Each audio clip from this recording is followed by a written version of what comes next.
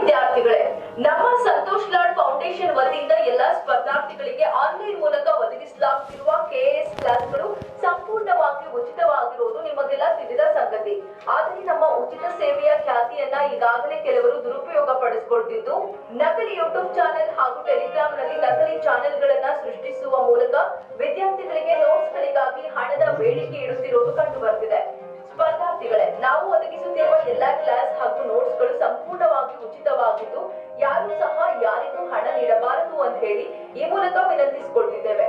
ನಮ್ಮ ಉಚಿತ ತರಗತಿಗಳನ್ನ ಸಂತೋಷ್ ಲಾಡ್ ಫೌಂಡೇಶನ್ ಅಧಿಕೃತ ಆಪ್ ಮೂಲಕವೇ ವೀಕ್ಷಿಸಿ ಲಾಭ ಪಡೆಯುವುದರೊಂದಿಗೆ ಇಂತಹ ವಂಚನೆಗಳಿಂದ ಸುರಕ್ಷಿತವಾಗಿರಿ. ಎಂದೇ ನಿಮ್ಮವ ಆನಂದ್ ಕಲಾ, ಸಂತೋಷ್ ಲಾಡ್ ಫೌಂಡೇಶನ್.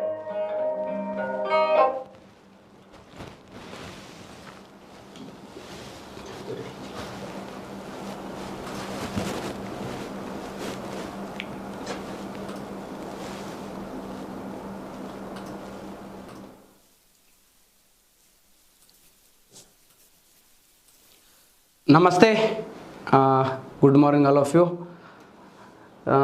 ಕಳೆದ ತರಗತಿಯಲ್ಲಿ ಏನಂತಂದ್ರೆ ಬ್ಯಾಂಕಿಂಗ್ ವ್ಯವಸ್ಥೆ ಬಗ್ಗೆ ನೋಡ್ತಿದ್ದೀವಿ. ಅನಿವಾರ್ಯ ಕಾರಣದಿಂದ ಒಂದು 8 ದಿನ ಏನಂತಂದ್ರೆ ಕ್ಲಾಸ್ ತೊಗೊಳಕ್ಕಾಗಲಿಲ್ಲ. ಓಕೆ, ಇನ್ಮೇಲೆ ಏನಂತಂದ್ರೆ ಕಂಟಿನ್ಯೂ 3 ಡೇಸ್ ಕ್ಲಾಸ್ ಇರುತ್ತೆ. ಮಾರ್ನಿಂಗ್ 8ರಿಂದ 9, 8 to 9 ಇರುತ್ತೆ. ಓಕೆ, ಇರಲಿ. ನೋಡಿ, ಭಾರತದ ಬ್ಯಾಂಕಿಂಗ್ ವ್ಯವಸ್ಥೆ ಬಗ್ಗೆ ಏನಂತಂದ್ರೆ ಲಾಸ್ಟ್ ಕ್ಲಾಸ್ ಒಳಗೆ ನಾವು ಹೇಳಿದ್ದೀವಿ. ಬ್ಯಾಂಕಿಂಗ್ ವ್ಯವಸ್ಥೆ, ಇಂಡಿಯನ್ ಬ್ಯಾಂಕಿಂಗ್ ಸಿಸ್ಟಮ್ ಬಗ್ಗೆ ಏನಂತಂದ್ರೆ ನಿಮ್ಗೆ ನಾನು ಹೇಳ್ಕೊತ ಹೋಗಿದೆ. ಜಸ್ಟ್ ಏನಂತಂದ್ರೆ ರಿವಿಷನ್ ಮಾಡ್ಕೋತಾನೆ ಏನಂತಂದ್ರೆ ಮುಂದೆ ಏನಂತಂದ್ರೆ ಕಂಟಿನ್ಯೂ ಮಾಡ್ತೀನಿ. ಹಾಗಾದ್ರೆ ಬ್ಯಾಂಕ್ ಅಂತಂದ್ರೆ ಏನು ಅಂಥೇಳಿ ಹೇಳಿದೆ ನಾನು ನಿಮಗೆ. ಬ್ಯಾಂಕ್ ಅಂತಂದ್ರೆ ಗ್ರಾಹಕರಿಂದ ಠೇವಣಿಗಳನ್ನು ಸ್ವೀಕರಿಸಿಕೊಂಡು ಅವಶ್ಯಕವುಳ್ಳ ಜನರಿಗೆ ಸಾಲ ಸೌಲಭ್ಯಗಳನ್ನು ಕಲ್ಪಿಸಿಕೊಡುವುದನ್ನು ಏನಂತ ಕರೀತಾರೆ, ಬ್ಯಾಂಕ್ ಅಂತ ಕರೀತಾರೆ ಅಂತೇಳಿ ಹೇಳಿದೆ. ಓಕೆ, ಬ್ಯಾಂಕುಗಳು ಗ್ರಾಹಕರಿಂದ ಏನು ಠೇವಣಿಗಳನ್ನು ಸ್ವೀಕರಿಸ್ಕೊಳ್ತಿತ್ತಲ್ಲ ಅದನ್ನು ಏನಂತ ಕರಿತೀವಿ, ಬ್ಯಾಂಕಿನ ಲಯಬಿಲಿಟಿ ಆಗಿರುತ್ತೆ. ಅದು ಲಯಬಿಲಿಟಿ ಅಂತಂದ್ರೆ ಹೊಣೆಗಾರಿಕೆ ಆಗಿರುತ್ತೆ ಬ್ಯಾಂಕಿನಿಂದ. ಓಕೆ, ಠೇವಣಿಗಳನ್ನು ಸ್ವೀಕರಿಸಿಕೊಂಡು ಅವಶ್ಯಕವುಳ್ಳ ಜನರಿಗೆ ಏನು ಸಾಲ ಸೌಲಭ್ಯಗಳನ್ನು ಕಲ್ಪಿಸಿಕೊಡುತ್ತೆ ಅಲ್ಲ, ಬ್ಯಾಂಕುಗಳು ಏನು ಗ್ರಾಹಕರಿಗೆ ಸಾಲ ಕೊಡುತ್ತೆ ಅಲ್ಲ, ಅದು ಬ್ಯಾಂಕಿನ ಏನಾಗಿರುತ್ತೆ, ಅಸೆಟ್ ಆಗಿರುತ್ತೆ. ಅಸೆಟ್ ಅಂತಂದ್ರೆ ಆಸ್ತಿ ಆಗಿರುತ್ತದೆ ಅಂಥೇಳಿ ಲಾಸ್ಟ್ ಕ್ಲಾಸಲ್ಲಿ ಹೇಳಿದ್ದೀವಿ.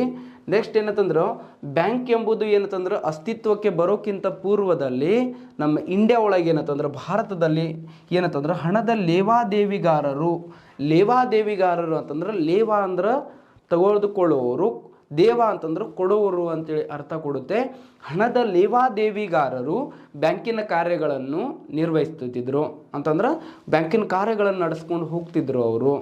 ನೆಕ್ಸ್ಟ್ ಇದಾದ ನಂತರ ಬ್ಯಾಂಕು ಪದದ ಅರ್ಥ ಏನಿದೆ ರೀ, ಯಾವ ಭಾಷೆಯಿಂದ ಬ್ಯಾಂಕು ಅನ್ನೋದು ಹುಟ್ಟುಕೊಂಡಿತು? ಹಾಗಾದ್ರೆ ಬ್ಯಾಂಕು ಎಂಬ ಪದವು ಇಟಲಿ ಭಾಷೆಯ ಬ್ಯಾಂಕೋ ಎಂಬ ಪದದಿಂದ ಹುಟ್ಟಿಕೊಂಡಿತ್ತು. ಇದರ ಅರ್ಥ ಏನ್ರಿ ಅಪ್ಪ ಅಂತ ಕೇಳಿದ್ರೆ ಬ್ಯಾಂಕು ಅಥವಾ ಅಡ್ಡಣಿಗೆ. ಅಡ್ಡಣಿಗೆ ಅಂತಂದ್ರೆ ಏನ್ರಿ ಸರ? ಅಡ್ಡಣಿಗೆ ಅಂದ್ರೆ ಯಾವುದಕ್ಕೆ ಕರೀತಾರೆ ಅಡ್ಡಣಿಗೆ ಅಂತಂದ್ರೆ ಹಣಕಾಸಿನ ವ್ಯವಹಾರಗಳನ್ನು ನಡೆಸುವ ಒಂದು ಮೇಜು, ಒಂದು ಟೇಬಲ್ ಅಂತೇಳಿ ಕರಿತೀವಿ. ಟೇಬಲಿನ ಮೇಲೆ ಏನಂತಂದ್ರೆ ಹಣಕಾಸಿನ ವ್ಯವಹಾರಗಳನ್ನು ನಡೆಸುವುದು ಎಂದರ್ಥ ಅಂತೇಳಿ ಅರ್ಥ ಕೊಡುತ್ತೆ.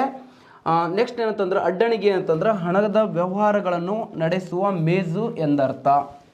ಓಕೆ, ಇದಾದ ನಂತರ ಪ್ರಪಂಚದಲ್ಲೇ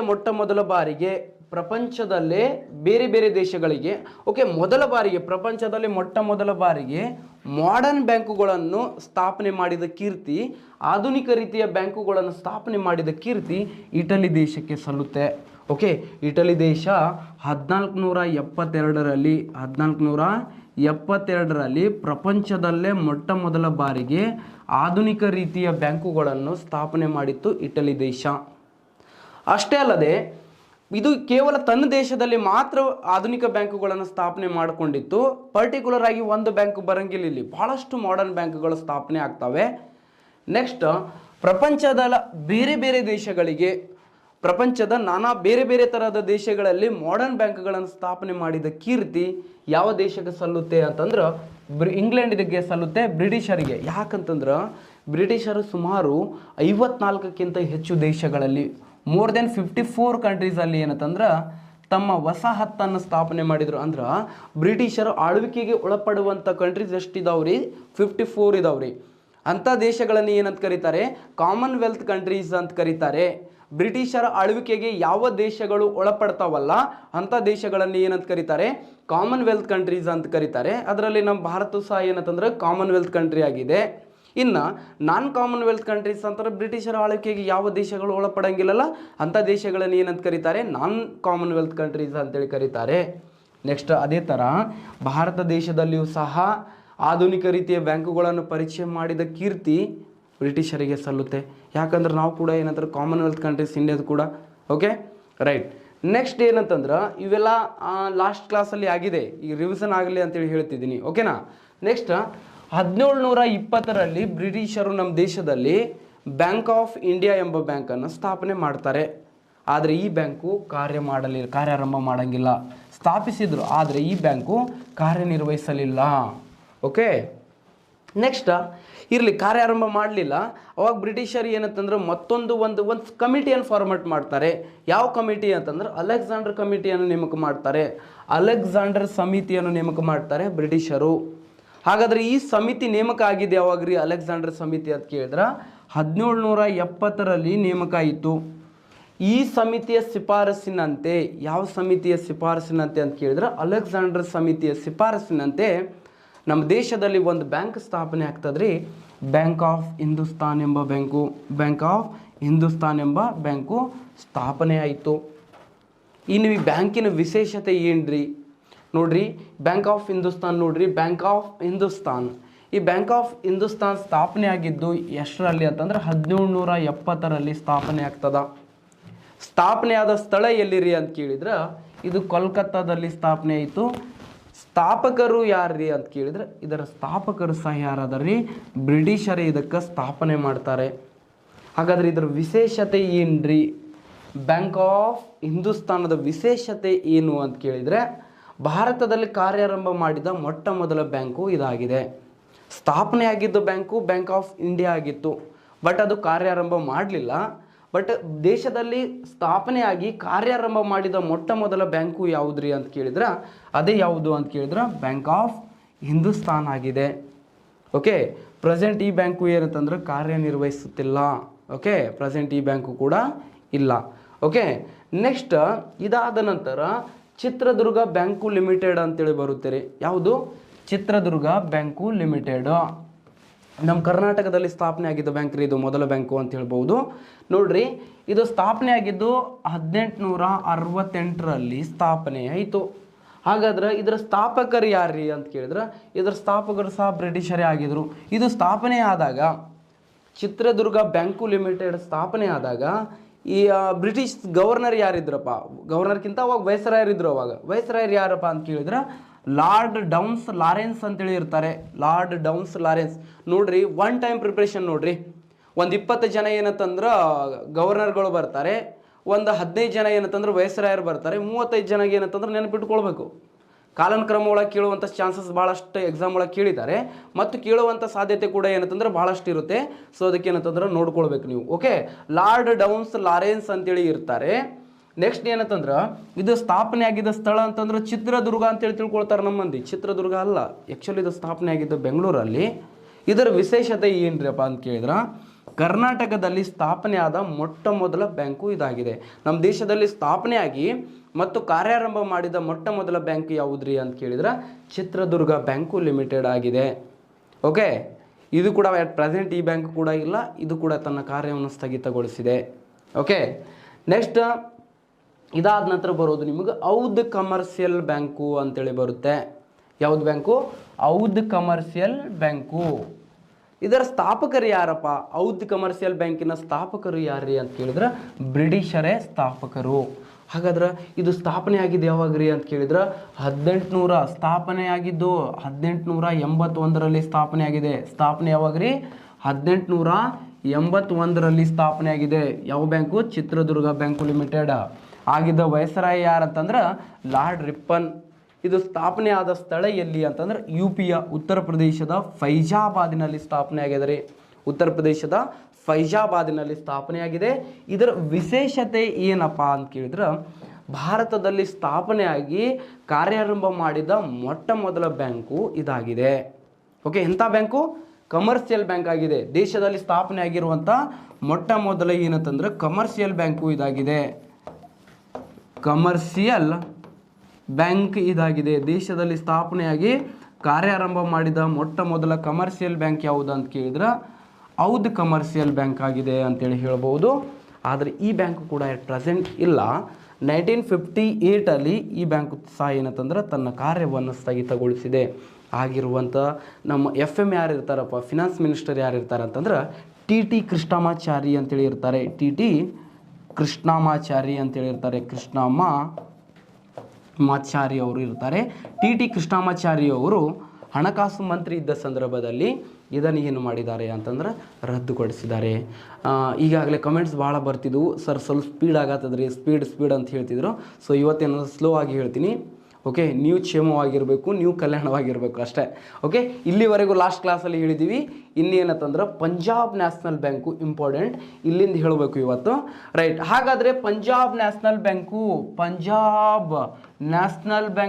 ಕನ್ನಡ ಒಳಗೂ ಪಂಜಾಬ್ ನ್ಯಾಷನಲ್ ಬ್ಯಾಂಕ್ ಹೇಳಬೇಕಿದ್ದಕ್ಕೆ, ಇಂಗ್ಲೀಷ್ ಒಳಗೆ ಕೂಡ ಏನಂತಂದ್ರೆ ಪಂಜಾಬ್ ನ್ಯಾಷನಲ್ ಬ್ಯಾಂಕ್ ಅಂತೇಳಿ ಹೇಳಬೇಕು. ಹಾಗಾದ್ರೆ ಪಂಜಾಬ್ ರಾಷ್ಟ್ರೀಯ ಬ್ಯಾಂಕು, ಅಂತಾರಾಷ್ಟ್ರೀಯ ಬ್ಯಾಂಕು, ರಾಷ್ಟ್ರೀಯ ಬ್ಯಾಂಕ್ ಅಂತೇಳಿ ಟ್ರಾನ್ಸ್ಲೇಟ್ ಮಾಡ್ಕೊತ ಕೂತೀರಿ. ಮತ್ತು ನೇಮ್ ಇರೋದು ಪಂಜಾಬ್ ನ್ಯಾಷನಲ್ ಬ್ಯಾಂಕು. ಇದು ಸ್ಥಾಪನೆ ಆಗಿದೆ ಯಾವಾಗ್ರಿ ಅಂತ ಕೇಳಿದ್ರೆ ಭಾಳಷ್ಟು ನಾ ಏನು ಹೇಳ್ತಿದ್ದೀನಲ್ಲ ಎಲ್ಲ ಎಕ್ಸಾಮಲ್ಲಿ ಕೇಳಿದ ಕ್ವಶನ್ ಇವೆಲ್ಲ. ಪಂಜಾಬ್ ನ್ಯಾಷನಲ್ ಬ್ಯಾಂಕ್ ಒಳಗೆ ಯಾವ ಥರ ಕ್ವಶನ್ ಆಗಿದೆ ನೋಡಿ. ಇಲ್ಲಿ ನೋಡ್ರಿ, 1894 ಮೇ 19ರಂದು ಈ ಪಂಜಾಬ್ ನ್ಯಾಷನಲ್ ಬ್ಯಾಂಕನ್ನು ಸ್ಥಾಪನೆ ಮಾಡಿದರು. ಇದರ ಸ್ಥಾಪಕರು ಇಬ್ಬರು ಜನ ಅದಾರ ರೀ. ಒಬ್ಬರು ಯಾರಾದಾರ ಅಂತಂದ್ರೆ ಲಾಲಾ ಲಜಪತ್ ರಾಯ್ ಮತ್ತು ಎರಡನೇದವ್ರು ಯಾರಂತಂದ್ರೆ ದಯಾಳ್ ಸಿಂಗ್ ತೂ ಜೀತಿಯಾ ಅಂತೇಳಿ ಅದರ. ಯಾವ ಜೀತಿಯಾ? ದಯಾಳ್ ಸಿಂಗ್ ತೂ ಜೀತಿಯಾ ಅಂತೇಳಿ, ಮಾ ಜೀತಿಯಾ ಅಲ್ಲ, ತೂ ಜೀತಿಯಾ ಅಂತೇಳಿ ಅದರ.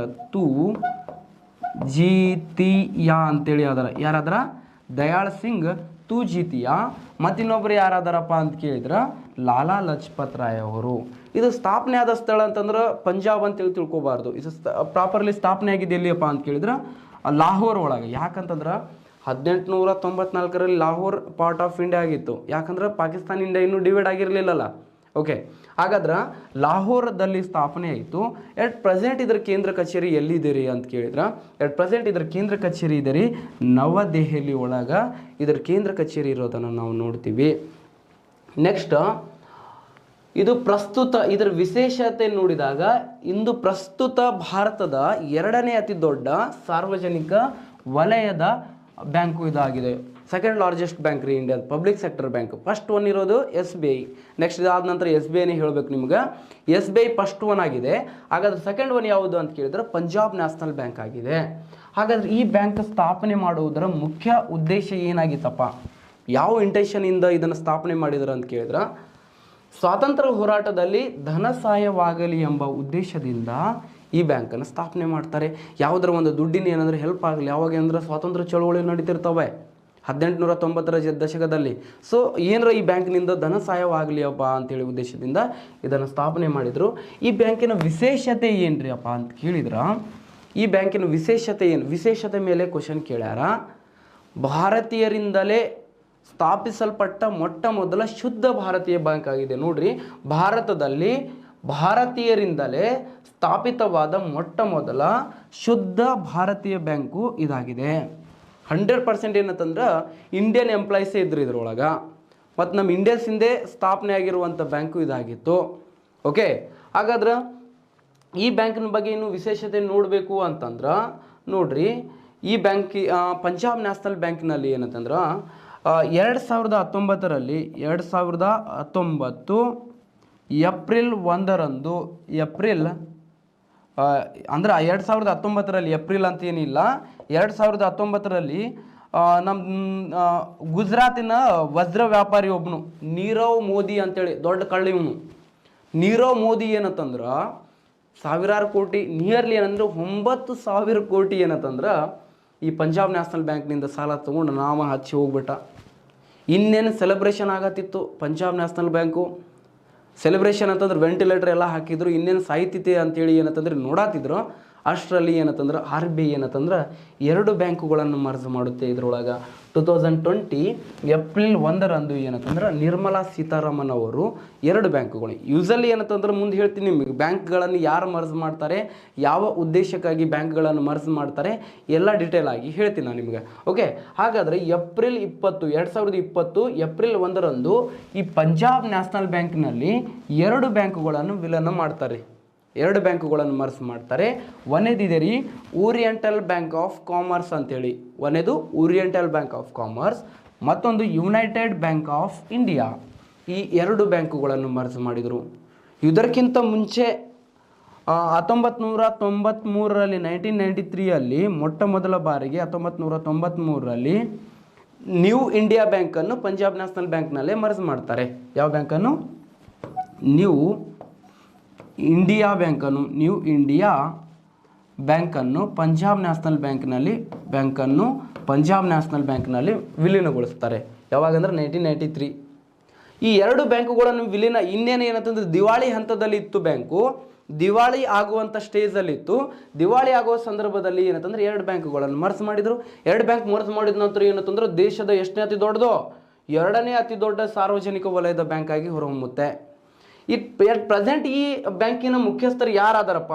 ಓಕೆ, ಪ್ರೆಸೆಂಟ್ ಏನಂತಂದ್ರೆ ಮುಖ್ಯಸ್ಥರು ಅಥವಾ ಚೇರ್ಪರ್ಸನ್ ಯಾರಾದರಪ್ಪ? ಮುಖ್ಯಸ್ಥರು ಯಾರಾದರ ಅಂತ ಕೇಳಿದ್ರೆ ಪಂಜಾಬ್ ನ್ಯಾಷನಲ್ ಬ್ಯಾಂಕಿನ ಮುಖ್ಯಸ್ಥರು ಶ್ರೀ ಎಸ್ ಎಸ್ ಮಲ್ಲಿಕಾರ್ಜುನ್ ರಾವ್ ಅಂತೇಳಿ ಅದರ ಮಲ್ಲಿಕಾರ್ಜುನ್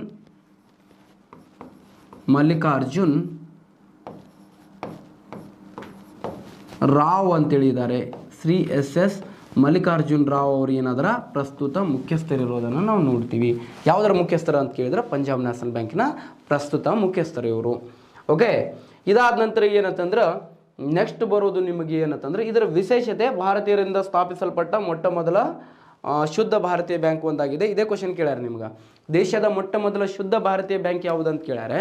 ಪಂಜಾಬ್ ನ್ಯಾಷನಲ್ ಬ್ಯಾಂಕು ಸ್ಥಾಪನೆ ಆದ ಸ್ಥಳ ಕೇಳಿದ್ದಾರೆ. ಪ್ರಸ್ತುತ ಕೇಂದ್ರ ಕಚೇರಿಯಲ್ಲಿ ಕೇಳ್ಬೋದು. ಎಷ್ಟನೇ ಅತಿ ದೊಡ್ಡದು ಬ್ಯಾಂಕ್ ಅಂತ ಕೇಳ್ಬೋದು. ಅದನ್ನು ಬಿಟ್ಟರೆ ಮುಖ್ಯಸ್ಥರು ಕೇಳ್ಬೋದು ವಿಶೇಷತೆಯಲ್ಲಿ, ಸರಿನಾ? ಇದೊಂದು ಕೂಡ ಏನಂತಂದ್ರೆ ಇದನ್ನು 1969ನಲ್ಲಿ ಪಂಜಾಬ್ ನ್ಯಾಷನಲ್ ಬ್ಯಾಂಕನ್ನು 1969ನಲ್ಲಿ ಇದನ್ನು ರಾಷ್ಟ್ರೀಕರಣ ಮಾಡಿದ್ದಾರೆ. ಬ್ಯಾಂಕುಗಳನ್ನು ರಾಷ್ಟ್ರೀಕರಣ ಮಾಡುವ ಸಂದರ್ಭದಲ್ಲಿ ಹೇಳ್ತೀನಿ 1969ರಲ್ಲಿ ಇದನ್ನು ರಾಷ್ಟ್ರೀಕರಣ ಮಾಡಲಾಗಿತ್ತು, ಸರಿನಾ? ರೈಟ್. ಇದಾದ ನಂತರ ನೆಕ್ಸ್ಟ್ ಬರೋದು ಏನಂತಂದ್ರೆ SBI. ಓಕೆ, SBI ಬಗ್ಗೆನೂ ಕೂಡ ಏನಂತಂದ್ರೆ ಕ್ವಶನ್ ಕೇಳ್ತಾರೆ, ಇಂಪಾರ್ಟೆಂಟ್ ಐತ್ರಿ. SBI ಬಗ್ಗೆನೂ ಕೂಡ ಏನಂತಂದ್ರೆ ನೀವು ತಿಳ್ಕೊಳ್ಬೇಕು.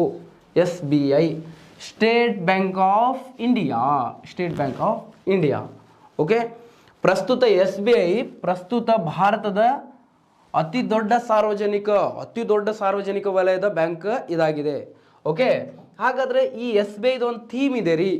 ಏನಿರ್ಬೋದಪ್ಪ ಥೀಮ್? ಏನಪ್ಪ ಅಂತ ಕೇಳಿದ್ರೆ ಗ್ರಾಹಕರಿಗೆ ಎಲ್ಲ ರೀತಿಯ ಸೇವೆ. ಇದರ ಘೋಷವಾಕ್ಯ ಏನಂತಂದ್ರೆ ಎಲ್ಲ ರೀತಿಯ ಸೇವೆಗಳನ್ನು ಗ್ರಾಹಕರಿಗೆ ಒದಗಿಸಬೇಕು ಅಂತೇಳಿ ಈ ಬ್ಯಾಂಕಿನ ಥೀಮ್ ಆಗಿದೆ ರೀ, ಘೋಷವಾಕ್ಯ ಆಗಿದೆ. ಹಾಗಾದ್ರೆ ಇದರ ಒಂದು ಲಾಂಛನ ಇದೆ ರೀ. ಲಾಂಛನ ಏನಿದೆ ಅಂತಂದ್ರೆ ಬ್ಲೂ ಕೀ ಹೋಲ್ ಅಂತೇಳಿ ಇದೆ ರೀ. ಓಕೆ, ಯಾವ key hole? Blue key hole ಅಂತೇಳಿ ಇದರ ಲಾಂಛನ ಇರುತ್ತೆ. ಹಿಂಗೆ ಬಂದು ನಿಮ್ಗೆ ಕಾಣಿಸ್ತಿತ್ತೋ ಇಲ್ಲೋ ಗೊತ್ತಿಲ್ಲ, ಹಿಂಗೆ ಬಂದು ಏನಂತಂದ್ರೆ ಇದ್ರ ಲಾಂಛನ ಇರುತ್ತೆ. ಹಿಂಗೆ ಒಳಗೆ ಏನಂತಂದ್ರೆ ಎಲ್ಲ ಈ ಥರ ಇರುತ್ತೆ, ಎಲ್ಲ ಈ ಥರ ಇರುತ್ತೆ. ಬ್ಲೂ ಕೀ ಹೋಲ್ ಒಳಗೆ ಒಂದು ಏನಂತಂದ್ರೆ ಸಣ್ಣದೊಂದು ಏನಂತಂದ್ರೆ ಒಂದು ಕೀ ಬರುತ್ತೆ ಹಿಂಗೆ, ಆ key hole. Okay, blue key hole ಏನಂತಂದ್ರೆ ಇದು ಇದೇ ಥರ ಏನಂತಂದ್ರೆ ನಿಮ್ಮ SBI ಲಾಂಛನ ಇರುತ್ತೆ. ಓಕೆ, ನೀವು ಕೂಡ ಏನಂತಂದ್ರೆ ನೋಡಿರ್ತೀರಿ ಇದನ್ನು ಬ್ಲೂ ಕೀ ಹೋಲ್ ಅಂತೇಳಿ. ಎಲ್ಲ ATM ಮೇಲೆ ಏನಂತಂದ್ರೆ ನಿಮಗೆ ಕಾಣಿಸ್ತಿರ್ತಿತ್ತು ಅದು. ಓಕೆ, ಬ್ಲೂ ಕೀ ಹೋಲ್ ಏನಂತಂದ್ರೆ SBIಯ ಲಾಂಛನ ಆಗಿದೆ. ಬ್ಲೂ ಕೀ ಹೋಲ್ ಅನ್ನೋದು ಏನಂತಂದ್ರೆ ಈ SBIಯ ಲಾಂಛನ ಆಗಿದೆ. ಓಕೆ, ಹಾಗಾದ್ರೆ ಈ SBIಯ ಕೇಂದ್ರ ಕಚೇರಿಯಲ್ಲಿದೆ ರೀ. ಕೇಂದ್ರ ಕಚೇರಿ ಬಂದುಬಿಟ್ರೆ ಮುಂಬೈಯ SBI ಭವನದಲ್ಲಿ ಇದರ ಕೇಂದ್ರ ಕಚೇರಿ ನೋಡ್ತೀವಿ ನಾವು. ಯಾವುದ್ರದ್ದು? ಮುಂಬೈಯ SBI ಭವನ. ಮುಂಬೈಯ ಎಂಥ ಭವನ? SBI ಭವನ ಒಳಗ ಯಾವುದು? SBIಯ ಮುಂಬೈಯ SBI ಭವನ ಒಳಗೆ ಏನಂತಂದ್ರೆ ಇದರ ಕೇಂದ್ರ ಕಚೇರಿ ಏನಂತಂದ್ರೆ ನಾವು ನೋಡ್ತೀವಿ. ಓಕೆ, ಹಾಗಾದ್ರೆ ಈ ಪ್ರಸ್ತುತ ಮೊದಲ ಮುಖ್ಯಸ್ಥರು ಯಾರು, ಪ್ರಸ್ತುತ ಮುಖ್ಯಸ್ಥರು ಯಾರಾದ್ರೆ ಮುಖ್ಯಸ್ಥರನ್ನ ಯಾರು ನೇಮಕ ಮಾಡ್ತಾರೆ ನೋಡೋಣ. ಹಾಗಾದ್ರೆ SBIನ ಮೊಟ್ಟ ಮೊದಲ ಮುಖ್ಯಸ್ಥರು ಯಾರು ಅಂತಂದ್ರೆ ಜಾನ್ ಮಥೈ ರೀ. ಜಾನ್ ಮಥೈ ಮೊಟ್ಟ ಮೊದಲ ಸ್ವಾತಂತ್ರ್ಯ ಭಾರತದ ಮೊಟ್ಟ ಮೊದಲ ರೈಲ್ವೆ ಮಂತ್ರಿ ಆಗಿದ್ರು. ಪ್ಲಸ್ ಏನಂತಂದ್ರೆ ಇವರು ನಮ್ಮ ದೇಶದ ಮೊಟ್ಟ ಮೊದಲ ರೈಲ್ವೆ ಬಜೆಟನ್ನು ಮಂಡಿಸಿದವರು. ದೇಶದ ಮೊಟ್ಟ ಮೊದಲ ಎಂಥ ಬಜೆಟ್, ರೈಲ್ವೆ ಬಜೆಟನ್ನು ಮಂಡಿಸಿದವರು ಸಹ ಯಾರು ಅಂತ ಕೇಳಿದ್ರೆ ಈ ಜಾನ್ ಮಥೈ ಅವರು ಅಂತೇಳಿ ಹೇಳ್ಬೋದು. ನೆಕ್ಸ್ಟ್ ಏನಂತಂದ್ರೆ SBIನ ಮೊದಲ ಮುಖ್ಯಸ್ಥರು ಇವರು. ಹಾಗಾದ್ರೆ ನೋಡಿ ಇಲ್ಲಿ SBIನ ಮೊದಲ ಮಹಿಳಾ ಮುಖ್ಯಸ್ಥರು ಯಾರು, ಮಹಿಳೆಯರಲ್ಲಿ ಮೊದಲನೇದವರು ಯಾರು ಅಂತ ಕೇಳಿದ್ರೆ ಮೊಟ್ಟ ಮೊದಲು ಯಾರು ಅಂತ ಕೇಳಿದ್ರು ಮಹಿಳೆಯರಲ್ಲಿ ಅರುಂಧತಿ ಭಟ್ಟಾಚಾರ್ಯ ಅಂತೇಳಿ ಇದ್ದಾರೆ. ಇವ್ರು ಏನಂತಂದ್ರೆ ವ್ಯಕ್ತಿಗತವಾಗಿ ಬಂದುಬಿಟ್ರೆ 24ನೇದವರು. ಅರುಂಧತಿ ಭಟ್ಟಾಚಾರ್ಯ ಅವರು ಎಷ್ಟನೇದವರು, 24ನೇದವರು. ವ್ಯಕ್ತಿಗತವಾಗಿ ಬಂದುಬಿಟ್ರೆ 24ನೇದವರು. ಇನ್ನು ಮಹಿಳೆಯರಲ್ಲಿ ಅಂತಂದ್ರೆ ಮೊದಲನೇದವರು ಇವರು ಅರುಂಧತಿ ಭಟ್ಟಾಚಾರ್ಯರು. ಇವ್ರು ಏನಂತಂದ್ರೆ ಮುಂಬೈ ಮೂಲದವರು, ಇವರು ಮಹಾರಾಷ್ಟ್ರದವರು, ಇವರು ಮೂಲತಃವಾಗಿ ಮುಂಬೈದವರು ಇವರು ಅಂತೇಳಿ ಹೇಳ್ಬೋದು. SBIನ 25ನೇ ಮುಖ್ಯಸ್ಥರು ಯಾರಾದ್ರಪ್ಪ, 25ನೇ ಮುಖ್ಯಸ್ಥರು ಯಾರು ಅಂತ ಕೇಳಿದ್ರೆ ರಜನೀಶ್ ಕುಮಾರ್ ಅಂತ ಹೇಳಿದ್ರು. ಎಷ್ಟನೇದವರು, 25ನೇದವರು. ಓಕೆ, 25ನೇದವರು ಯಾರಾದ್ರ ರಜನೀಶ್ ಕುಮಾರ್ ಅಂತೇಳಿದ್ರು, ಕುಮಾರ. ಓಕೆ, ಎಟ್ ಪ್ರೆಸೆಂಟ್ 26ನೇದವ್ರು ಯಾರಾದ್ರ ಅಂದ್ರೆ ದಿನೇಶ್ ಕುಮಾರ್ ಖಾರ ಅಂತೇಳಿದ್ದಾರೆ. ಓಕೆ, ಯಾವ ಖಾರ, ದಿನೇಶ್ ಕುಮಾರ್ ಖಾರ. ಈ SBI ಮುಖ್ಯಸ್ಥರನ್ನು ಭಾರತ ಸರ್ಕಾರ, ಅದರಲ್ಲಿ ಏನಂತಂದ್ರೆ ಕೇಂದ್ರ ಸರ್ಕಾರ ನೇಮಕ ಮಾಡುತ್ತಿದ್ದು. ಯಾರು ನೇಮಕ ಮಾಡ್ತಾರೆ, ಕೇಂದ್ರ ಸರ್ಕಾರದವರು ಇವರನ್ನು ನೇಮಕ ಮಾಡ್ತಾರೆ. ಯಾರು ನೇಮಕ ಮಾಡ್ತಾರೆ, ಕೇಂದ್ರ ಸರ್ಕಾರದವರು ಇವರನ್ನು ನೇಮಕ ಮಾಡ್ತಾರೆ. ಹಾಗಾದ್ರೆ ಇವರು ಕನಿಷ್ಠ ಅಧಿಕಾರಾವಧಿ ಎಷ್ಟಪ್ಪ, ಇವ್ರ ಟರ್ಮ್ ಏನಿರುತ್ತೆ ಅಪ್ಪ ಅಂತ ಕೇಳಿದ್ರೆ ಇವ್ರ ಅಧಿಕಾರಾವಧಿ ಕನಿಷ್ಠ 3 ವರ್ಷ ಇರುತ್ತೆ, ಗರಿಷ್ಠ ಎಷ್ಟಿರುತ್ತೆ ಅಂತಂದ್ರೆ 5 ವರ್ಷ. ಮಿನಿಮಮ್ 3 years, ಮ್ಯಾಕ್ಸಿಮಮ್ ಏನಂತಂದ್ರೆ 5 year ಏನಂತಂದ್ರೆ ಇವ್ರ ಅಧಿಕಾರಾವಧಿ ಇರುತ್ತೆ SBIನ ಮುಖ್ಯಸ್ಥರನ್ನು. ಓಕೆ, ಇದು ನೆನಪಿಟ್ಕೊಳ್ಬೇಕು. ಎಟ್ ಪ್ರೆಸೆಂಟ್ ಯಾರಾದಾರ, ಎಷ್ಟನೇದವ್ರು ಅದಾರ, ಯಾವ ನಂಬರ್ದವರು ಅಂತ ಕೇಳ್ತಾರೆ ಪ್ರಿಲಿಮ್ಸಿಗೆ. ರೈಟ್. ನೆಕ್ಸ್ಟ್ ಏನಂತಂದ್ರೆ SBI ಸ್ಥಾಪನೆ ಆಗಬೇಕು ಅಂತಂದ್ರೆ ಹೆಂಗೆ ಸ್ಥಾಪನೆ ಐತ್ರಿ ನೋಡ್ರಿ. SBI ಸರ್ ಎಲ್ಲ ಹೇಳಿದ್ರಿ, ಸ್ಥಾಪನೆದೇ ಹೇಳಲಿಲ್ಲಲ್ಲ. SBI ಸ್ಥಾಪನೆ ಆಗಬೇಕು ಅಂದ್ರೆ ಅದ್ರ ಹಿನ್ನೆಲೆ ಒಂದು ಐತಪ್ಪ. ಹಿನ್ನೆಲೆ ಕೇಳ್ರಿ, ಅಲ್ಲಿ ಏನಿರ್ಬೋದಪ್ಪ ಹಿನ್ನೆಲೆ ಅಂತ ಕೇಳಿದಾಗ SBI ಸ್ಥಾಪನೆ ಆಗಬೇಕು ಅಂತಂದ್ರೆ ಈಗ ಹಿನ್ನೆಲೆ ನೋಡಬೇಕು ಅಂತಂದ್ರೆ ನೋಡ್ರಿ, 3 ಮೂಲಿಗೆ 3 ಬ್ಯಾಂಕ್ಗಳು ಸ್ಥಾಪನೆ ಆಗ್ತಾವೆ. ಮೊದಲು ನೋಡ್ರಿ, ಇಲ್ಲಿ ಕರೆಕ್ಟಾಗಿ ನೋಡ್ರಿ. ಇದು ಉತ್ತರ, ಇದು ದಕ್ಷಿಣ, ಇದು ಪೂರ್ವ, ಇದು ಪಶ್ಚಿಮ. ಗೊತ್ತೈತಿಲ್ಲೋ, ಮತ್ತು ಗೊತ್ತೈತಿಲ್ಲೋ ಇಲ್ಲಿ ಆಗ್ನೇಯ, ಹೌದಲ್ಲ. ಎಲ್ಲ ದಿಕ್ಕುಗಳು ಗೊತ್ತೈತಿ ನಿಮಗೆ, ಮತ್ತೆ ಯಾಕೆ ಹೇಳ್ಕೋತ ಕೊಡೋದು. ನೆಕ್ಸ್ಟ್ ಮೆಂಟಲ್ ಎಬಿಲಿಟಿಯಲ್ಲಿ ಮೊದಲು ದಿಕ್ಕೇ ತೋರಿಸ್ತಾರೆ ನಿಮಗೆ. ನೆಕ್ಸ್ಟ್ ಇಲ್ಲಿ ಏನು ನೋಡ್ರಿ, ಈಗ 1806 ಜೂನ್ 2ರಂದು ಬ್ಯಾಂಕ್ ಆಫ್ ಕಲ್ಕತ್ತಾ ಸ್ಥಾಪನೆ ಆಗ್ತದೆ ರೀ. ಯಾವುದು, ಬ್ಯಾಂಕ್ ಆಫ್ ಕೋಲ್ಕತ್ತಾ ಸ್ಥಾಪನೆ ಆಯಿತು. ಬ್ಯಾಂಕ್ ಆಫ್ ಕಲ್ಕತ್ತಾ ಸ್ಥಾಪನೆ ಆಯಿತು. ಯಾವುದು, ಬ್ಯಾಂಕ್ ಆಫ್ ಕಲ್ಕತ್ತಾ ಸ್ಥಾಪನೆ ಆಯಿತು. ಯಾವಾಗ ಸ್ಥಾಪನೆ ಐತ್ರಿ ಬ್ಯಾಂಕ್ ಆಫ್ ಕಲ್ಕತ್ತಾ ಅಂತ ಕೇಳಿದ್ರೆ 1806 ಜೂನ್ 2ಕ್ಕೆ ಬ್ಯಾಂಕ್ ಆಫ್ ಕಲ್ಕತ್ತಾ ಸ್ಥಾಪನೆ ಆಯಿತು. ಈ ಬ್ಯಾಂಕ್ ಆಫ್ ಕಲ್ಕತ್ತಾ ಇದೆ ಅಲ್ಲ, ಇದನ್ನು ಏನು ಮಾಡಿದ್ರು 1809ರಲ್ಲಿ ಬ್ಯಾಂಕ್ ಆಫ್ ಕಲ್ಕತ್ತಾ ಟು ಏನು ಮಾಡಿದ್ರು, ಅದಕ್ಕೆ ಬ್ಯಾಂಕ್ ಆಫ್ ಬೆಂಗಾಲ್ ಅಂತೇಳಿ ಮರುನಾಮಕರಣ ಮಾಡಿದರು. ಬ್ಯಾಂಕ್ ಆಫ್ ಬೆಂಗಾಲ್ ಅಂತೇಳಿ ಮರುನಾಮಕರಣ ಮಾಡ್ತಾರೆ. ಬೆಂಗಾಲ್ ಏನಂತೇಳಿ ಮರುನಾಮಕರಣ ಮಾಡ್ತಾರೆ, ಬ್ಯಾಂಕ್ ಆಫ್ ಬೆಂಗಾಲ್ ಅಂತೇಳಿ ಮೊದಲ ಕೋಲ್ಕತ್ತಾ ಅಂತೇಳಿತ್ತು. 1806 ಜೂನ್ 2ಕ್ಕೆ ಬ್ಯಾಂಕ್ ಆಫ್ ಕಲ್ಕತ್ತಾ ಇತ್ತು. 1809ರಲ್ಲಿ ಏನು ಮಾಡಿದ್ರು, ಅದಕ್ಕೆ ಏನಂತೇಳಿ ಮಾಡ್ತಾರೆ, ಬ್ಯಾಂಕ್ ಆಫ್ ಬೆಂಗಾಲ್ ಅಂತೇಳಿ ಏನು ಮಾಡ್ತಾರೆ, ಮರುನಾಮಕರಣ ಮಾಡ್ತಾರೆ. ನೆಕ್ಸ್ಟ್ ಈ ಮೂಲೆಗೆ 1840ರಲ್ಲಿ, ಎಷ್ಟರಲ್ಲಿ, 1840ರಲ್ಲಿ 1840 ಏಪ್ರಿಲ್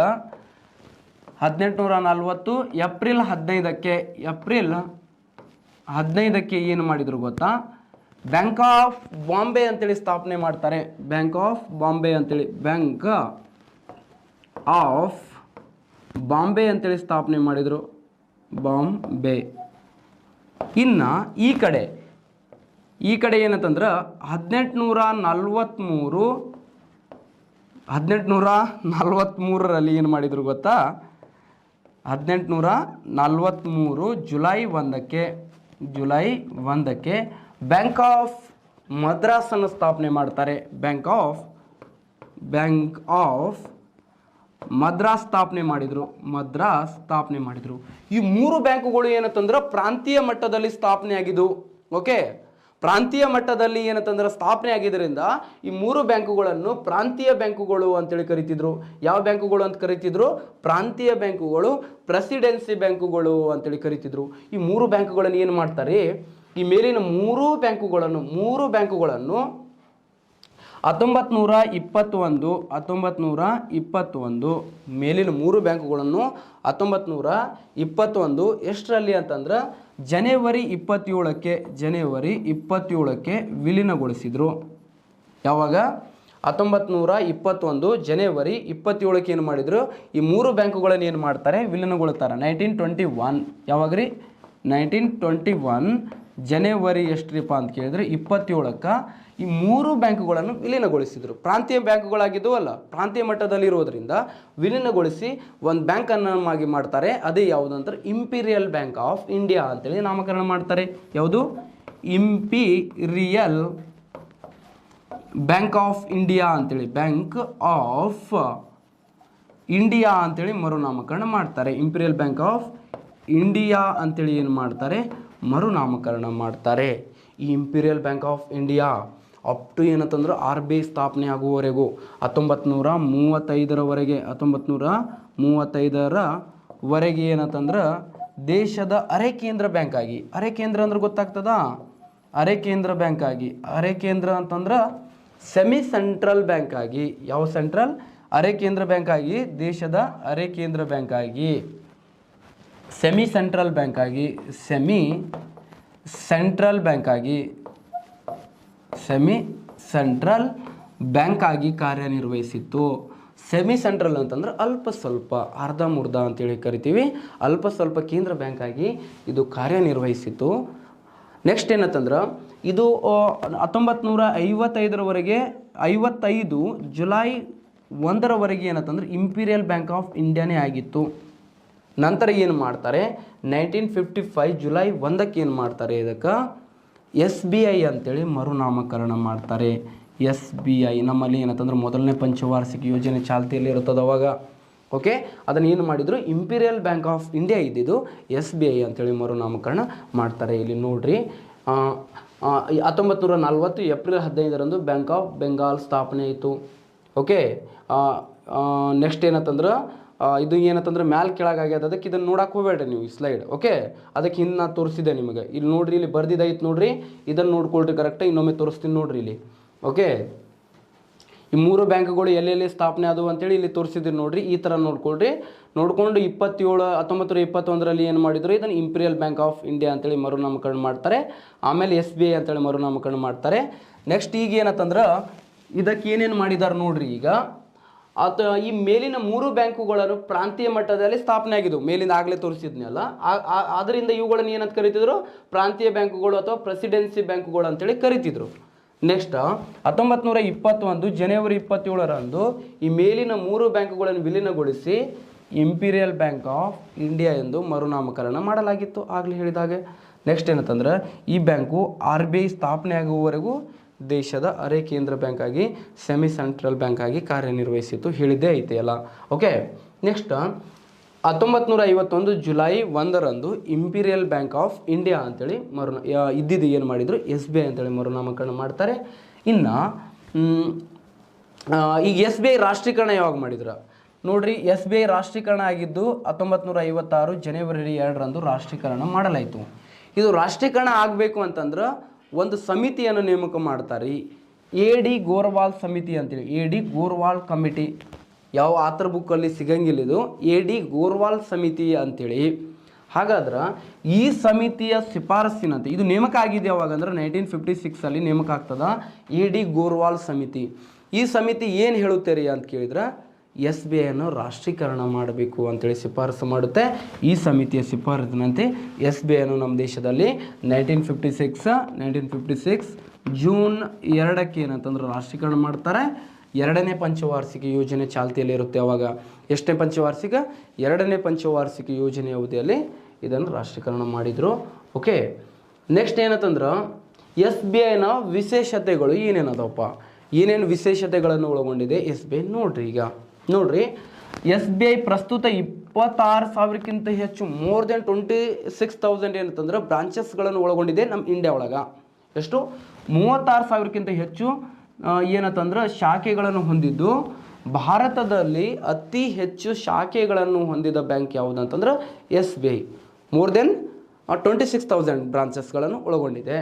ಅದೇ ಥರ SBI ಏನಂತಂದ್ರೆ ಸುಮಾರು 36 ದೇಶಗಳಲ್ಲಿ ತನ್ನ ಶಾಖೆಗಳನ್ನು ಹೊಂದಿತ್ತು. ಈ ಪ್ರಸ್ತುತ ಮೋರ್ ದೆನ್ 36 ಕಂಟ್ರೀಸ್ ಅಂತೇಳಿ ಹೇಳ್ಬೋದು. 36,000ಕ್ಕಿಂತ ಹೆಚ್ಚು ದೇಶಗಳಲ್ಲಿ ಶಾಖೆಗಳನ್ನು ಹೊಂದಿದ್ದು, ವಿದೇಶದಲ್ಲಿ ಅತಿ ಹೆಚ್ಚು ಶಾಖೆಗಳನ್ನು ಹೊಂದಿದ ಬ್ಯಾಂಕು ಇದಾಗಿದೆ. ಯಾವುದಾಗಿದೆ? SBI ಆಗಿದೆ. ನೆಕ್ಸ್ಟ್, ವಿದೇಶದಲ್ಲಿ ಅತಿ ಹೆಚ್ಚು ನೋಡ್ರಿ, ಅದಕ್ಕಿಂತ ಹೆಚ್ಚು ವಿದೇಶದಲ್ಲಿ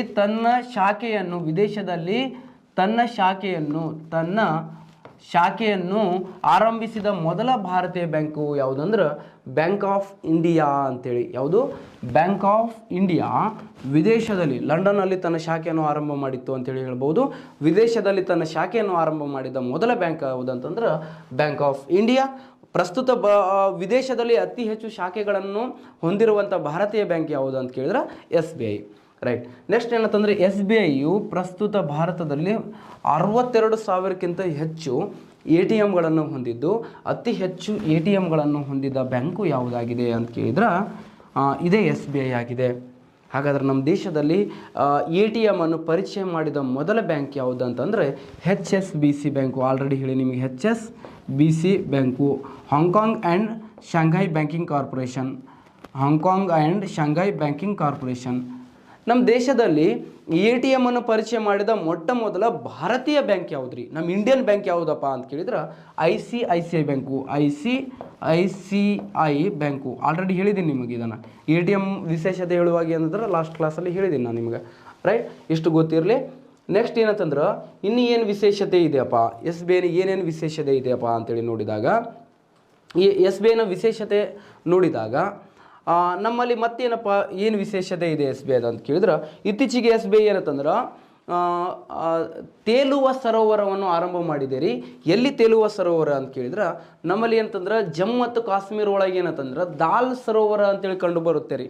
ದಾಲ್ ಅಂತಂದ್ರೆ ನಿಮಗೆ ಮತ್ತೆ ಕ್ವಶನ್ ಕೇಳ್ತಾರೆ, ಸರೋವರಗಳ ಮೇಲೆ ಫಿಕ್ಸ್ ಕ್ವಶನ್ ಇರ್ತದೆ ರೀ.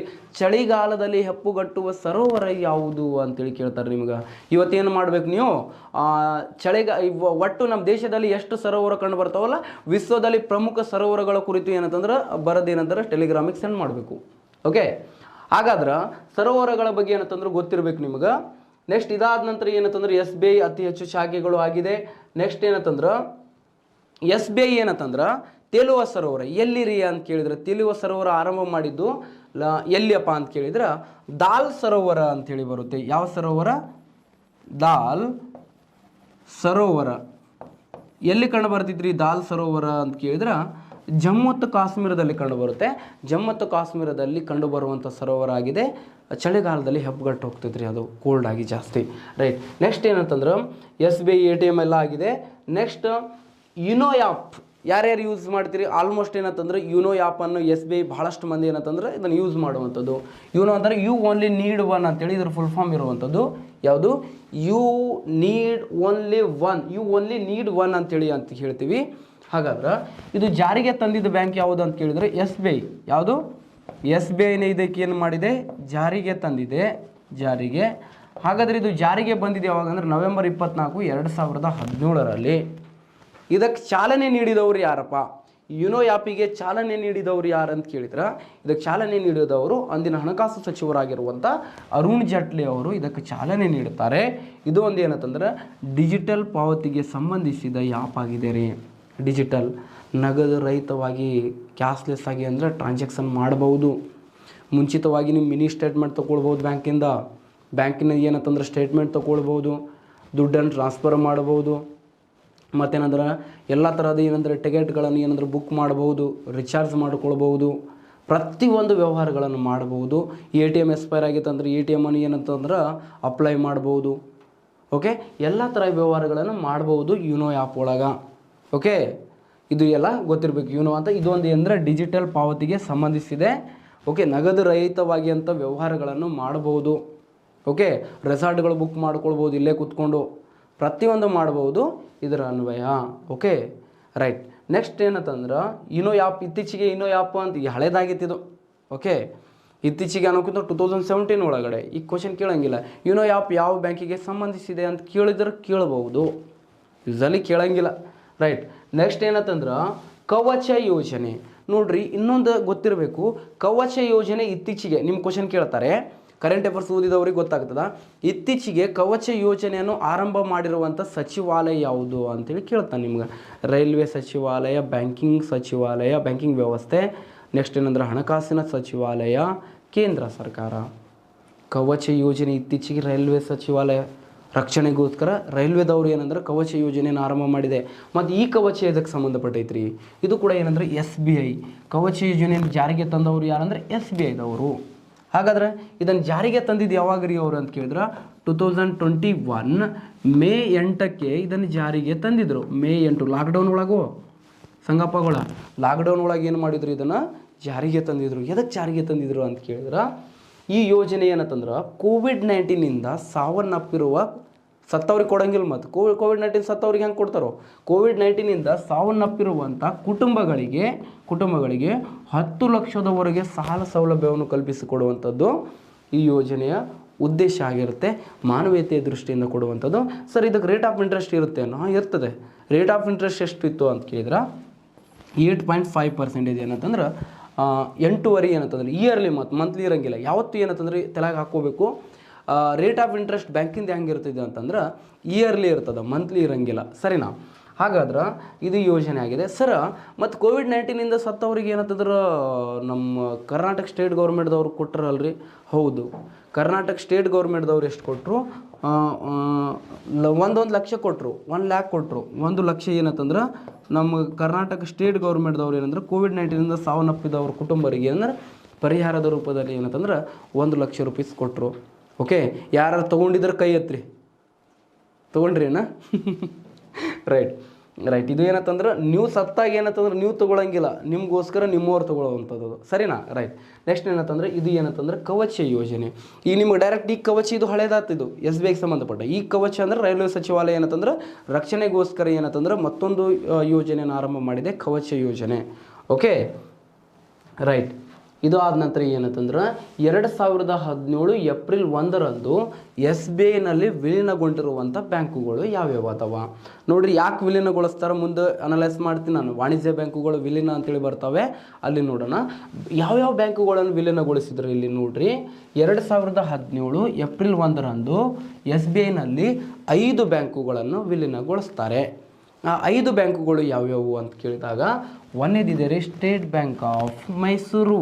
State bank of Mysore SBM ನಮ್ಮ ಕರ್ನಾಟಕ ಮೂಲದ ಬ್ಯಾಂಕ್ ಆಗಿತ್ತಿದು, ಸ್ಟೇಟ್ ಬ್ಯಾಂಕ್ ಆಫ್ ಮೈಸೂರು. ಅದಾದ ನಂತರ ಏನಂತಂದ್ರೆ ಎರಡನೇದು state bank of Hyderabad. State bank of Hyderabad SBH, state bank of Hyderabad. Next ಏನಂತಂದ್ರೆ ಮೂರನೇದು ಯಾವುದು ಅಂತಂದ್ರೆ ಸ್ಟೇಟ್ ಬ್ಯಾಂಕ್ ಆಫ್ ಪಟಿಯಾಲಾ. ಇದು ಪಂಜಾಬ್ನಲ್ಲಿ ಕಂಡುಬರುತ್ತೆ. State bank of Patiala SBP. Okay, state bank of Pakistan ಅಂದಿ ಮತ್ತು ಅಲ್ಲ, ಸ್ಟೇಟ್ ಬ್ಯಾಂಕ್ ಆಫ್ ಪಟಿಯಾಲಾ.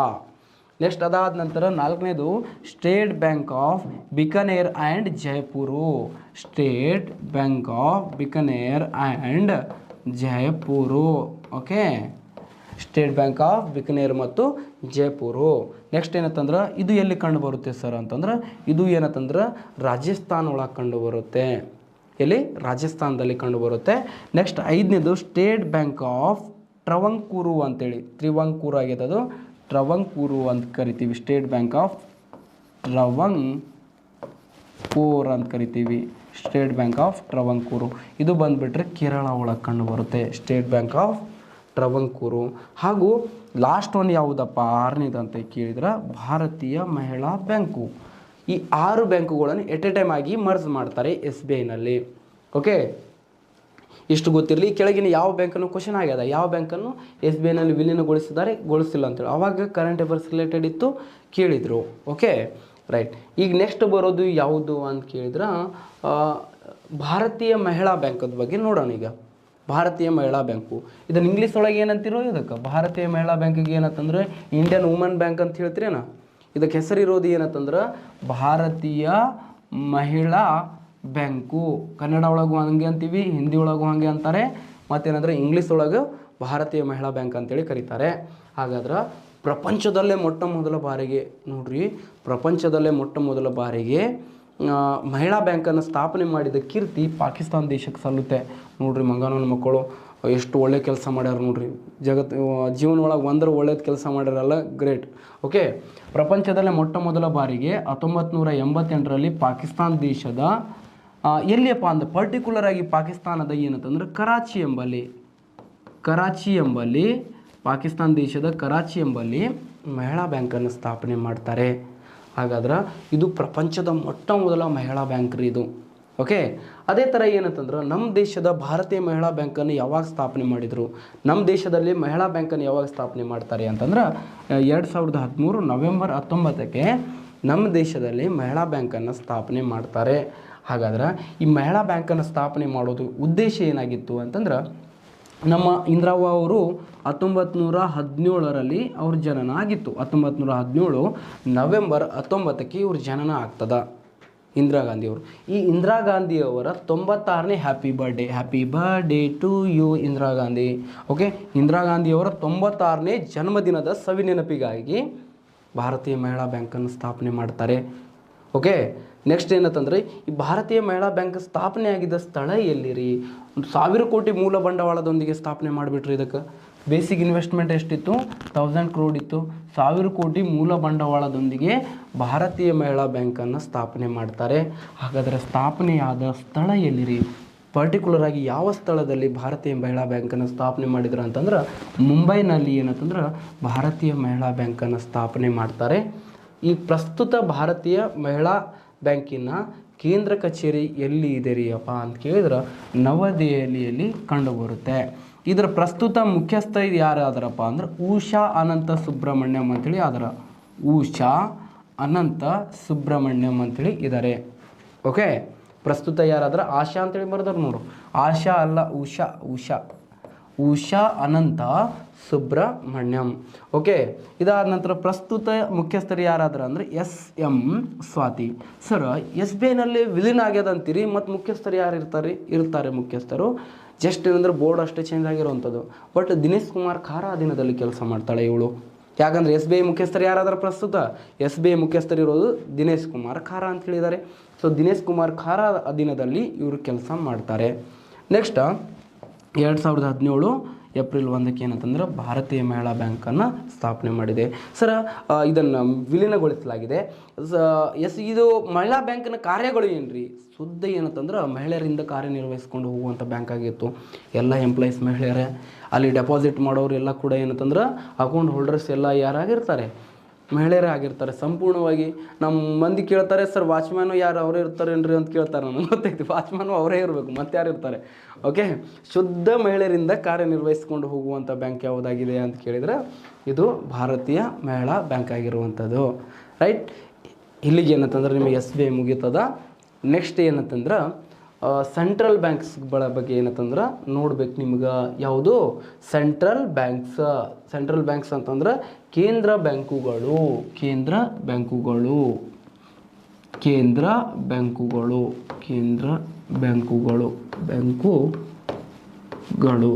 ಇದಕ್ಕೆ ಸೆಂಟ್ರಲ್ ಬ್ಯಾಂಕ್ಸ್ ಅಂತ ಕರಿತೀವಿ, ಕೇಂದ್ರ ಬ್ಯಾಂಕುಗಳು.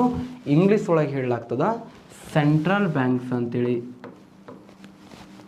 ಸೆಂಟ್ರಲ್ ಬ್ಯಾಂಕ್ಸ್ ನೋಡ್ರಿ, ಪ್ರತಿ ಒಂದು ದೇಶಕ್ಕೆ ಏನಂತಂದ್ರೆ ತನ್ನದೇ ಆಗಿರುವಂಥ ಒಂದೊಂದು ಕೇಂದ್ರ ಬ್ಯಾಂಕುಗಳು ಇರೋದನ್ನು ನಾವು ನೋಡ್ತೀವಿ. ಹಾಗಾದ್ರೆ ಪ್ರತಿಯೊಂದು ದೇಶಕ್ಕೆ ಒಂದೊಂದು ಕೇಂದ್ರ ಬ್ಯಾಂಕು ಇರುತ್ತದೆ. ಪ್ರಪಂಚದ ಮೊಟ್ಟ ಮೊದಲ ಕೇಂದ್ರ ಬ್ಯಾಂಕು ಎಲ್ಲಿ ಸ್ಥಾಪನೆ ಆಯಿತು?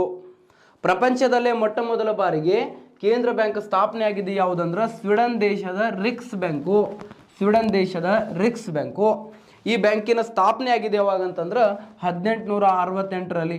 ಈ ಬ್ಯಾಂಕ್ ಸ್ಥಾಪನೆ ಆಗಿರುವಂಥ 300 ವರ್ಷಗಳ ಸವಿನೆನಪಿಗಾಗಿ, ಎಷ್ಟು ವರ್ಷಗಳ? 300 ವರ್ಷಗಳ ಸವಿನೆನಪಿಗಾಗಿ 1968ರಲ್ಲಿ ಅರ್ಥಶಾಸ್ತ್ರ ವಿಭಾಗಕ್ಕೆ ಏನಂತಂದ್ರೆ ನೊಬೆಲ್ ಪ್ರಶಸ್ತಿಯನ್ನು ನೀಡಬೇಕಂತೇಳಿ ಮೊದಲ ಬಾರಿಗೆ ನಿರ್ಣಯವನ್ನು ಕೈಗೊಂಡ್ರು. ನೆಕ್ಸ್ಟ್ ಏನಂದ್ರೆ 69 ಏನಂತಂದ್ರೆ ಮೊದಲ ಬಾರಿಗೆ ಏನಂತಂದ್ರೆ ನೊಬೆಲ್ ಪ್ರಶಸ್ತಿಯನ್ನು ಕೊಡ್ತಾರೆ ಇಲ್ಲೋ ನೊಬೆಲ್ ಪ್ರಶಸ್ತಿಯನ್ನು ಕೊಡ್ತಾರೆ. ಓಕೆ, ಇದು ನಿಮ್ಗೆ ಆಲ್ರೆಡಿ ನಾನು ಹೇಳಿದೆ. ನಿಮ್ಗೆ ಪ್ರಪಂಚದ 2ನೇ ಕೇಂದ್ರ ಬ್ಯಾಂಕ್ ಯಾವುದು ಅಂತ ಕೇಳಿದ್ರೆ central bank of England, CBE ಅಂತಂದ್ರೆ ಸೆಂಟ್ರಲ್ ಬ್ಯಾಂಕ್ ಆಫ್ ಇಂಗ್ಲೆಂಡ್. ಇದು ಪ್ರಪಂಚದ 2ನೇ ಅತ್ಯಂತ ಹಳೆಯ ಕೇಂದ್ರ ಬ್ಯಾಂಕ್ ಆಗಿದೆ. ಈ ಬ್ಯಾಂಕು ಸ್ಥಾಪನೆಯಾಗಿದ್ದು 1694ರಲ್ಲಿ ಸ್ಥಾಪನೆ ಆಗ್ತದ. 1694ರಲ್ಲಿ ಸ್ಥಾಪನೆ ಆಯಿತು. ಇದು ಪ್ರಪಂಚದ 2ನೇ ಅತ್ಯಂತ ಹಳೆಯ ಕೇಂದ್ರ ಬ್ಯಾಂಕ್ ಆಗಿದೆ. ಸೊ ಅದೇ ಥರ ಬೇರೆ ಬೇರೆ ದೇಶಗಳಿಗೆ ಯಾವ್ಯಾವ ಕೇಂದ್ರ ಬ್ಯಾಂಕ್ಗಳು ಇದಾವ್ರಿ, ಪ್ರಪಂಚದ ಬೇರೆ ಬೇರೆ ದೇಶಗಳಿಗೆ ಯಾವ್ದ್ಯಾವ್ದು ಕೇಂದ್ರ ಬ್ಯಾಂಕುಗಳು ಇದಾವೆ ಅಂತೇಳಿ ನೋಡಿದಾಗ ನೋಡ್ರಿ, ನೆಕ್ಸ್ಟ್ ಏನಂತಂದ್ರೆ ಅದೇ ಥರ ಏನಂತಂದ್ರೆ ಅಮೇರಿಕಾ ದೇಶದ ಕೇಂದ್ರ ಬ್ಯಾಂಕ್ ಯಾವುದು ಅಂತಂದ್ರೆ ಫೆಡರಲ್ ಬ್ಯಾಂಕ್ ಆಫ್ ಅಮೇರಿಕಾ ಅಂತೇಳಿ ಕರಿತೀವಿ. ಅಮೇರಿಕಾ ದೇಶದ ಕೇಂದ್ರ ಬ್ಯಾಂಕ್ ಯಾವುದು ಅಂತ ಕೇಳಿದ್ರೆ ಫೆಡರಲ್ ಬ್ಯಾಂಕ್ ಆಫ್ ಅಮೇರಿಕಾ ಇದೆ. ನೋಡ್ರಿ, ಅಮೇರಿಕಾ ದೇಶದ ಕೇಂದ್ರ ಬ್ಯಾಂಕ್ ಯಾವುದಂದ್ರೆ federal bank of America. Okay, federal bank of America. ಈ ಬ್ಯಾಂಕ್ ಸ್ಥಾಪನೆ ಆಗಿದ್ದು 1913ರಲ್ಲಿ ಸ್ಥಾಪನೆ ಆಗಿದೆ ರೀ. ಓಕೆ, ನೆಕ್ಸ್ಟ್ ಏನಂತಂದ್ರೆ ಚೀನಾ ದೇಶದ ಕೇಂದ್ರ ಬ್ಯಾಂಕ್ ಯಾವುದು? ಓಕೆ, ಚೀನಾ ದೇಶದ ಕೇಂದ್ರ bank people bank of China. ಯಾವಾಗ ಇದು ಸ್ಥಾಪನೆ ಆಗಿದ್ದು 1948 ಡಿಸೆಂಬರ್ 1ಕ್ಕೆ ಸ್ಥಾಪನೆ ಆಗ್ತದ people bank of China. Okay, ಇದು ಏನಂತಂದ್ರೆ ಚೀನಾ ದೇಶದ ಕೇಂದ್ರ ಬ್ಯಾಂಕ್ ಆಗಿದೆ, ಪೀಪಲ್ ಬ್ಯಾಂಕ್ ಆಫ್ ಚೈನಾ. ಅದೇ ಥರ ಏನಂತಂದ್ರೆ ಪಾಕಿಸ್ತಾನ ದೇಶದ ಕೇಂದ್ರ ಬ್ಯಾಂಕ್ ಯಾವುದು ಅಂತ ಕೇಳಿದ್ರೆ ಸ್ಟೇಟ್ ಬ್ಯಾಂಕ್ ಆಫ್ ಪಾಕಿಸ್ತಾನ್ ಅಂತ ಕರಿತೀವಿ. ನೋಡಿ, ಸ್ಟೇಟ್ ಬ್ಯಾಂಕ್ SBP ಅಂತೇಳಿ ಹೇಳಿದ್ನಲ್ಲ ಆಗಲಿ, ಇಲ್ಲೇ ಬಂತು ನೋಡಿ ನಿಮ್ಮ ಸ್ಟೇಟ್ ಬ್ಯಾಂಕ್ ಆಫ್ ಪಾಕಿಸ್ತಾನ. ಇದು ಏನಂತಂದ್ರೆ 1948ಅಲ್ಲಿ ಸ್ಥಾಪನೆ ಆಗ್ಯದ. ಬಟ್ ಏನಂತಂದ್ರೆ ಕೇಂದ್ರ ಬ್ಯಾಂಕ್ ಆಗಿ ಕಾರ್ಯ ಮಾಡಲಿಲ್ಲ. ಇದು ಕೇಂದ್ರ ಬ್ಯಾಂಕ್ ಆಗಿ ಕಾರ್ಯಾರಂಭ ಮಾಡಿದ್ದು ಯಾವಾಗಿಂದ ಅಂತ ಕೇಳಿದ್ರೆ ಇದು 1971ಇಂದ ಬಾಂಗ್ಲಾ ವಿಮೋಚನೆ ಆಗ್ತದಲ್ಲ, ಬಾಂಗ್ಲಾ ವಿಮೋಚನೆ ಆದ ನಂತರ ಏನಂತಂದ್ರೆ ಕೇಂದ್ರ ಬ್ಯಾಂಕ್ ಆಗಿ ಪಾಕಿಸ್ತಾನದ ಸೆಂಟ್ರಲ್ ಬ್ಯಾಂಕ್ ಆಗಿ ಕಾರ್ಯನಿರ್ವಹಿಸುತ್ತೆ ಸ್ಟೇಟ್ ಬ್ಯಾಂಕ್ ಆಫ್ ಪಾಕಿಸ್ತಾನ. ಅದೇ ಥರ ನಮ್ಮ ದೇಶದ ಕೂಡ ಏನಂತಂದ್ರೆ ಒಂದು ಸೆಂಟ್ರಲ್ ಬ್ಯಾಂಕ್ ಇದೆ ರೀ. ಭಾರತ ದೇಶದ ಕೇಂದ್ರ bank reserve bank of India. ಯಾವುದು? Reserve bank of India, RBI. Okay, RBI ನಮ್ಮ ದೇಶದ ಕೇಂದ್ರ ಬ್ಯಾಂಕು. 1949ವರೆಗೆ 1949ರವರೆಗೆ RBIಯು ಮಯನ್ಮಾರ್ ಮತ್ತು ಬರ್ಮಾ, ಮಯನ್ಮಾರ್ ಅಂದರೂ ಒಂದೇ, ಬರ್ಮಾ ಅಂದರೂ ಒಂದೇ. ಅಂದಿನ ಬರ್ಮಾ, ಇಂದಿನ ಯಾವುದು ಅಂತಂದ್ರೆ ಮಯನ್ಮಾರ್. ಬರ್ಮಾ ದೇಶದ ಇಂದಿನ ಹೆಸರು ಏನು? ಮಯನ್ಮಾರ್ ಹಾಗೂ ಪಾಕಿಸ್ತಾನ ದೇಶಗಳ ಕೇಂದ್ರ ಬ್ಯಾಂಕುಗಳಾಗಿ ಕಾರ್ಯನಿರ್ವಹಿಸಿತು ನಮ್ಮ RBI. ಪಾಕಿಸ್ತಾನ ದೇಶ ಈ ಮಯನ್ಮಾರ್ ದೇಶಗಳು ಯಾವುದೇ ಥರ ಸೆಂಟ್ರಲ್ ಬ್ಯಾಂಕ್ಸ್ ಇರಲಿಲ್ಲ. ನಮ್ಮ ದೇಶದೇ ಅವ್ರದ್ದು ಸೆಂಟ್ರಲ್ ಬ್ಯಾಂಕ್ಸ್ ಆಗಿತ್ತು. ಎಲ್ಲಿವರೆಗೂ? Up to 1949ವರೆಗೂ. ನೆಕ್ಸ್ಟ್ ನಮ್ಮ ದೇಶದಕ್ಕೆ ಏನಂತಂದ್ರೆ ಅವ್ರವ್ರು ಮಾಡ್ಕೊಳ್ತಾರೆ, ನಮಗಾಗ್ತದೆ ಭಾರತ ದೇಶದ. ನೆಕ್ಸ್ಟ್ ಅದೇ ಥರ ಏನಂತಂದ್ರೆ ಭಾರತ ದೇಶಕ್ಕೆ ಒಂದು ಕೇಂದ್ರ ಬ್ಯಾಂಕು ಬೇಕೆಂದು ಬ್ರಿಟಿಷರಲ್ಲಿ ಮನವಿ ಮಾಡಿಕೊಂಡ ವ್ಯಕ್ತಿ ಯಾರಂತಂದ್ರೆ ಡಾಕ್ಟರ್ BR ಅಂಬೇಡ್ಕರ್. ಆರ್ಡರ್ ಮಾಡಿದ್ರು, ಮನವಿ ಮಾಡಿದರು. ಆರ್ಡರ್ ಗಿಡರ್ ಇರಲಿಲ್ಲ ಅವಾಗ ಬ್ರಿಟಿಷರ ಕೈಯಾಗ. ಏನಿದ್ರು ಮನವಿ ರಿಕ್ವೆಸ್ಟ್ ಅಷ್ಟೇ ಇತ್ತು. ಅವಾಗ ಏನಂತಂದ್ರೆ ಒಂದು ಮಾತು ಹೇಳ್ತಾರೆ, 1918ರಲ್ಲಿ ಲಾರ್ಡ್ ಚೆಮ್ಸ್ಫರ್ಡ್ ಅಂತೇಳಿ, ಲಾರ್ಡ್ ಚೆಮ್ಸ್ಫರ್ಡ್ ಅಂತೇಳಿ ವೈಸ್ರಾಯರಿರ್ತಾರೆ. ಚೆಮ್ಸ್ಫರ್ಡ್ ಅಂತೇಳಿ ಯಾರು? ಚೆಮ್ಸ್ಫರ್ಡ್ ಅಂತೇಳಿ ವೈಸ್ರಾಯರು ಇರ್ತಾರೆ. ಲಾರ್ಡ್ ಚೆಮ್ಸ್ಫರ್ಡ್ ಅವರು ವೈಸ್ರಾಯ್ ಇದ್ದ ಸಂದರ್ಭದಲ್ಲಿ ಏನು ಮಾಡಿದರು ಗೊತ್ತಾ? ನೋಡ್ರಪ್ಪ ಚೆಮ್ಸ್ಫರ್ಡ್ ಕಾಕ, ನಾನೇನು ಸಾಮಾನ್ಯ ಮನುಷ್ಯ ಅಲ್ಲ. ವಿದೇಶದಲ್ಲಿ ಮೊಟ್ಟ ಮೊದಲ ಬಾರಿಗೆ ಅರ್ಥಶಾಸ್ತ್ರ ವಿಷಯದಲ್ಲಿ PhD ಪದವಿಯನ್ನು ಪಡ್ಕೊಂಡಿರುವಂಥ ವ್ಯಕ್ತಿ ನಾನಾಗಿದ್ದೀನಿ. ನನಗೂ ಕೂಡ ಏನಂದ್ರೆ ಆರ್ಥಿಕ ವ್ಯವಸ್ಥೆ ಬಗ್ಗೆ ಸ್ವಲ್ಪ ನಾಲೆಜ್ ಇದೆ. ನಮ್ಮ ದೇಶ ಅಭಿವೃದ್ಧಿ ಆಗಬೇಕು ಅಂತಂದ್ರೆ ಯಾಕ್ರಿಯಪ್ಪ ಅಂತಂದ್ರೆ 1900 ನೋಡ್ರಿ ಇಲ್ಲಿ 1914ರಿಂದ 18ರವರೆಗೆ ಫಸ್ಟ್ WW ನಡೆದಿತ್ತು. WW ಅಂದರೆ ನೀ ಹೊಡಿ ನಾ ಹೊಡಿಯಲ್ಲ, ಫಸ್ಟ್ ವರ್ಲ್ಡ್ ವಾರ್ ನಡೆದಿತ್ತು. ನೆಕ್ಸ್ಟ್ 1915ರಿಂದ 17ರವರೆಗೆ ನಿಯರ್ಲಿ 3 ಇಯರ್ಸ್ ಏನಾಗಿರ್ತೈತೆ ಅಂತಂದ್ರೆ ಬರಗಾಲ ಆಗಿರುತ್ತೆ. ನೆಕ್ಸ್ಟ್ 1918ರಲ್ಲಿ ಪ್ಲೇಗ್ ರೋಗದ ಹಾವಳಿ, ಒಂದು ಪ್ಲೇಗ ರೋಗ. ಈ ಪ್ಲೇಗ ರೋಗ ಎದರಿಂದ ಬರುತ್ತೆ ಅಂತಂದ್ರೆ ಇಲಿಯಿಂದ ಬರುವಂಥದ್ದು ಪ್ಲೇಗ ರೋಗ. ಈ ಎಲ್ಲ ಕಾರಣದಿಂದ ಬಹಳಷ್ಟು ಏನಂತಂದ್ರೆ ಆರ್ಥಿಕ ವ್ಯವಸ್ಥೆ ಮೇಲೆ ದುಷ್ಪರಿಣಾಮ ಬೀರಿತು. ನಿಮ್ಗೆ ಆಲ್ರೆಡಿ ಕ್ವಶನ್ ಆಗ್ಯದ ನೋಡ್ರಿ, ವಿದೇಶದಲ್ಲಿ ಅರ್ಥಶಾಸ್ತ್ರ ವಿಷಯದಲ್ಲಿ PhD ಪದವಿಯನ್ನು ಪಡೆದುಕೊಂಡ ಮೊಟ್ಟ ಮೊದಲ ಭಾರತೀಯ ಯಾರು? RSI ಎಕ್ಸಾಮಿಗೆ ಕೇಳ್ಯಾರ ಇದನ್ನು. ಹೆಂಗೆ ಹೇಳಿವಲ್ ಡೈಲಾಗ್, ಅದರ ಮೇಲೆ ಒಂದು ಕ್ವಶನ್ ಬರ್ತವೆ. ಸೊ ಅದಕ್ಕೇನಂದ್ರೆ RSI ಎಕ್ಸಾಮಿಗೆ ಇದು ಆಗಿರುವಂಥದ್ದು. ಇಷ್ಟೆಲ್ಲ ಕಾರಣದಿಂದ ಆರ್ಥಿಕ ವ್ಯವಸ್ಥೆ ಹಾಳಾಗಿತ್ತು ನಮ್ಮದು. ಆರ್ಥಿಕ ವ್ಯವಸ್ಥೆ ಹಾಳಾಗಿದ್ದರಿಂದ ಅವರು ನಮ್ಮ ದೇಶಕ್ಕೆ ಒಂದು ಏನು ಬೇಕು, ಕೇಂದ್ರ ಬ್ಯಾಂಕ್ ಬೇಕಂತೇಳಿ ಬ್ರಿಟಿಷರಲ್ಲಿ ಮನವಿ ಮಾಡ್ತಾರೆ. ಪ್ಲಸ್ ಏನಂತಂದ್ರೆ ಅವ್ರು 1923 ಒಂದು ಕೃತಿಯನ್ನು ಬರೀತಾರೆ. ಅವರು ಯಾವ ಕೃತಿ ಅಂತಂದ್ರೆ the problems of rupees, it's origin and it's solution ಅಂತೇಳಿ ಕೃತಿ ಬರೀತಾರೆ. The problems of rupees, it's origin and it's solution ಅಂತೇಳಿ ಕೃತಿಯನ್ನು ಬರೀತಾರೆ. ಈ ಕೃತಿ ಯಾವುದಕ್ಕೆ ಸಂಬಂಧಪಟ್ಟೈತಿಯಪ್ಪ ಅಂದರೆ Indian currency and banking system ಕುರಿತು ಉಲ್ಲೇಖ ಇದೆ. ಅಂತಂದ್ರೆ ನಮ್ಮ ಕರೆನ್ಸಿ ಸಿಸ್ಟಮ್ ಹೆಂಗಿದೆ, ನಮ್ಮ ಬ್ಯಾಂಕಿಂಗ್ ಸಿಸ್ಟಮ್ ಯಾವ ಥರ ಇರಬೇಕು ಅನ್ನೋದರ ಕುರಿತು ಈ ಕೃತಿಯಲ್ಲಿ ಬರೆದಾರೆ. ಪ್ಲಸ್ ಏನು ಹೇಳ್ಯಾರ ಗೊತ್ತಾ, ಇದೇ ಕೃತಿಯಲ್ಲಿ ನಮ್ಮ ದೇಶಕ್ಕೆ ಒಂದು ಕೇಂದ್ರ ಬ್ಯಾಂಕು ಬೇಕಂತಂದ್ರೆ ಆ ಕೇಂದ್ರ ಬ್ಯಾಂಕಿನ ಕಾರ್ಯವೈಖರಿಗಳು ಹೇಗಿರಬೇಕು, ಯಾವ ಥರ ಕಾರ್ಯಾರಂಭ ಮಾಡಬೇಕು, ಯಾವ ಥರ ಕಾರ್ಯವೈಖರಿಗಳು ಇರಬೇಕು ಅಂಥೇಳಿ ಈ ಕೃತಿಯಲ್ಲಿ ಏನಂತಂದ್ರೆ ಡಾಕ್ಟರ್ ಬಾಬಾ ಸಾಹೇಬ್ ಅಂಬೇಡ್ಕರ್ ಅವರು ಉಲ್ಲೇಖವನ್ನು ಮಾಡಿದ್ದಾರೆ. ನೆಕ್ಸ್ಟ್ ಇದಾದ ನಂತರ ನೆಕ್ಸ್ಟ್ ಬರೋದು, ಈ ಕೃತಿಯಲ್ಲಿ ಅಂಬೇಡ್ಕರ್ ಅವರು ಭಾರತದ ಬ್ಯಾಂಕಿಂಗ್ ವ್ಯವಸ್ಥೆ ಮತ್ತು ಕರೆನ್ಸಿ ಕುರಿತು ವಿವರಿಸಿದ್ದಾರೆ. ಪ್ಲಸ್ ಏನಂತಂದರೆ ಈ ಕೃತಿಯಲ್ಲಿ ಅಂಬೇಡ್ಕರ್ ಅವರು ದೇಶದ ಕೇಂದ್ರ ಬ್ಯಾಂಕಿನ ಕಾರ್ಯವೈಖರಿಗಳು ಹೇಗಿರಬೇಕೆಂದು ವಿವರಿಸಿದ್ದಾರೆ ಅಂಥೇಳಿ ಹೇಳಬೇಕು. ನೆಕ್ಸ್ಟ್ ಇದಾದ ನಂತರ ನೆಕ್ಸ್ಟ್ ಬರೋದು, ಆವಾಗ ಬ್ರಿಟಿಷರಲ್ಲಿ ಮನವಿ ಮಾಡಿಕೊಂಡ್ರು ನಮಗೊಂದು ಏನು ಬೇಕು, ಸೆಂಟ್ರಲ್ ಬ್ಯಾಂಕ್ ಬೇಕು ಅಂತೇಳಿ ಮನವಿ ಮಾಡಿಕೊಂಡಾಗ ಆವಾಗ ಬ್ರಿಟಿಷರು ಒಂದು ಕಮಿಟಿಯನ್ನು ಫಾರ್ಮ್ಯಾಟ್ ಮಾಡ್ತಾರೆ, ಹಿಲ್ಟನ್ ಯಂಗ್ ಸಮಿತಿ. ಆ್ಯಕ್ಚುಲಿ ಅದರ ನೇಮ್ ಕಮಿಟಿ ನೇಮ್ ಇರೋದು ಏನಂತಂದ್ರೆ royal committee for Indian currency ಅಂಥೇಳಿ. Royal committee for Indian currency.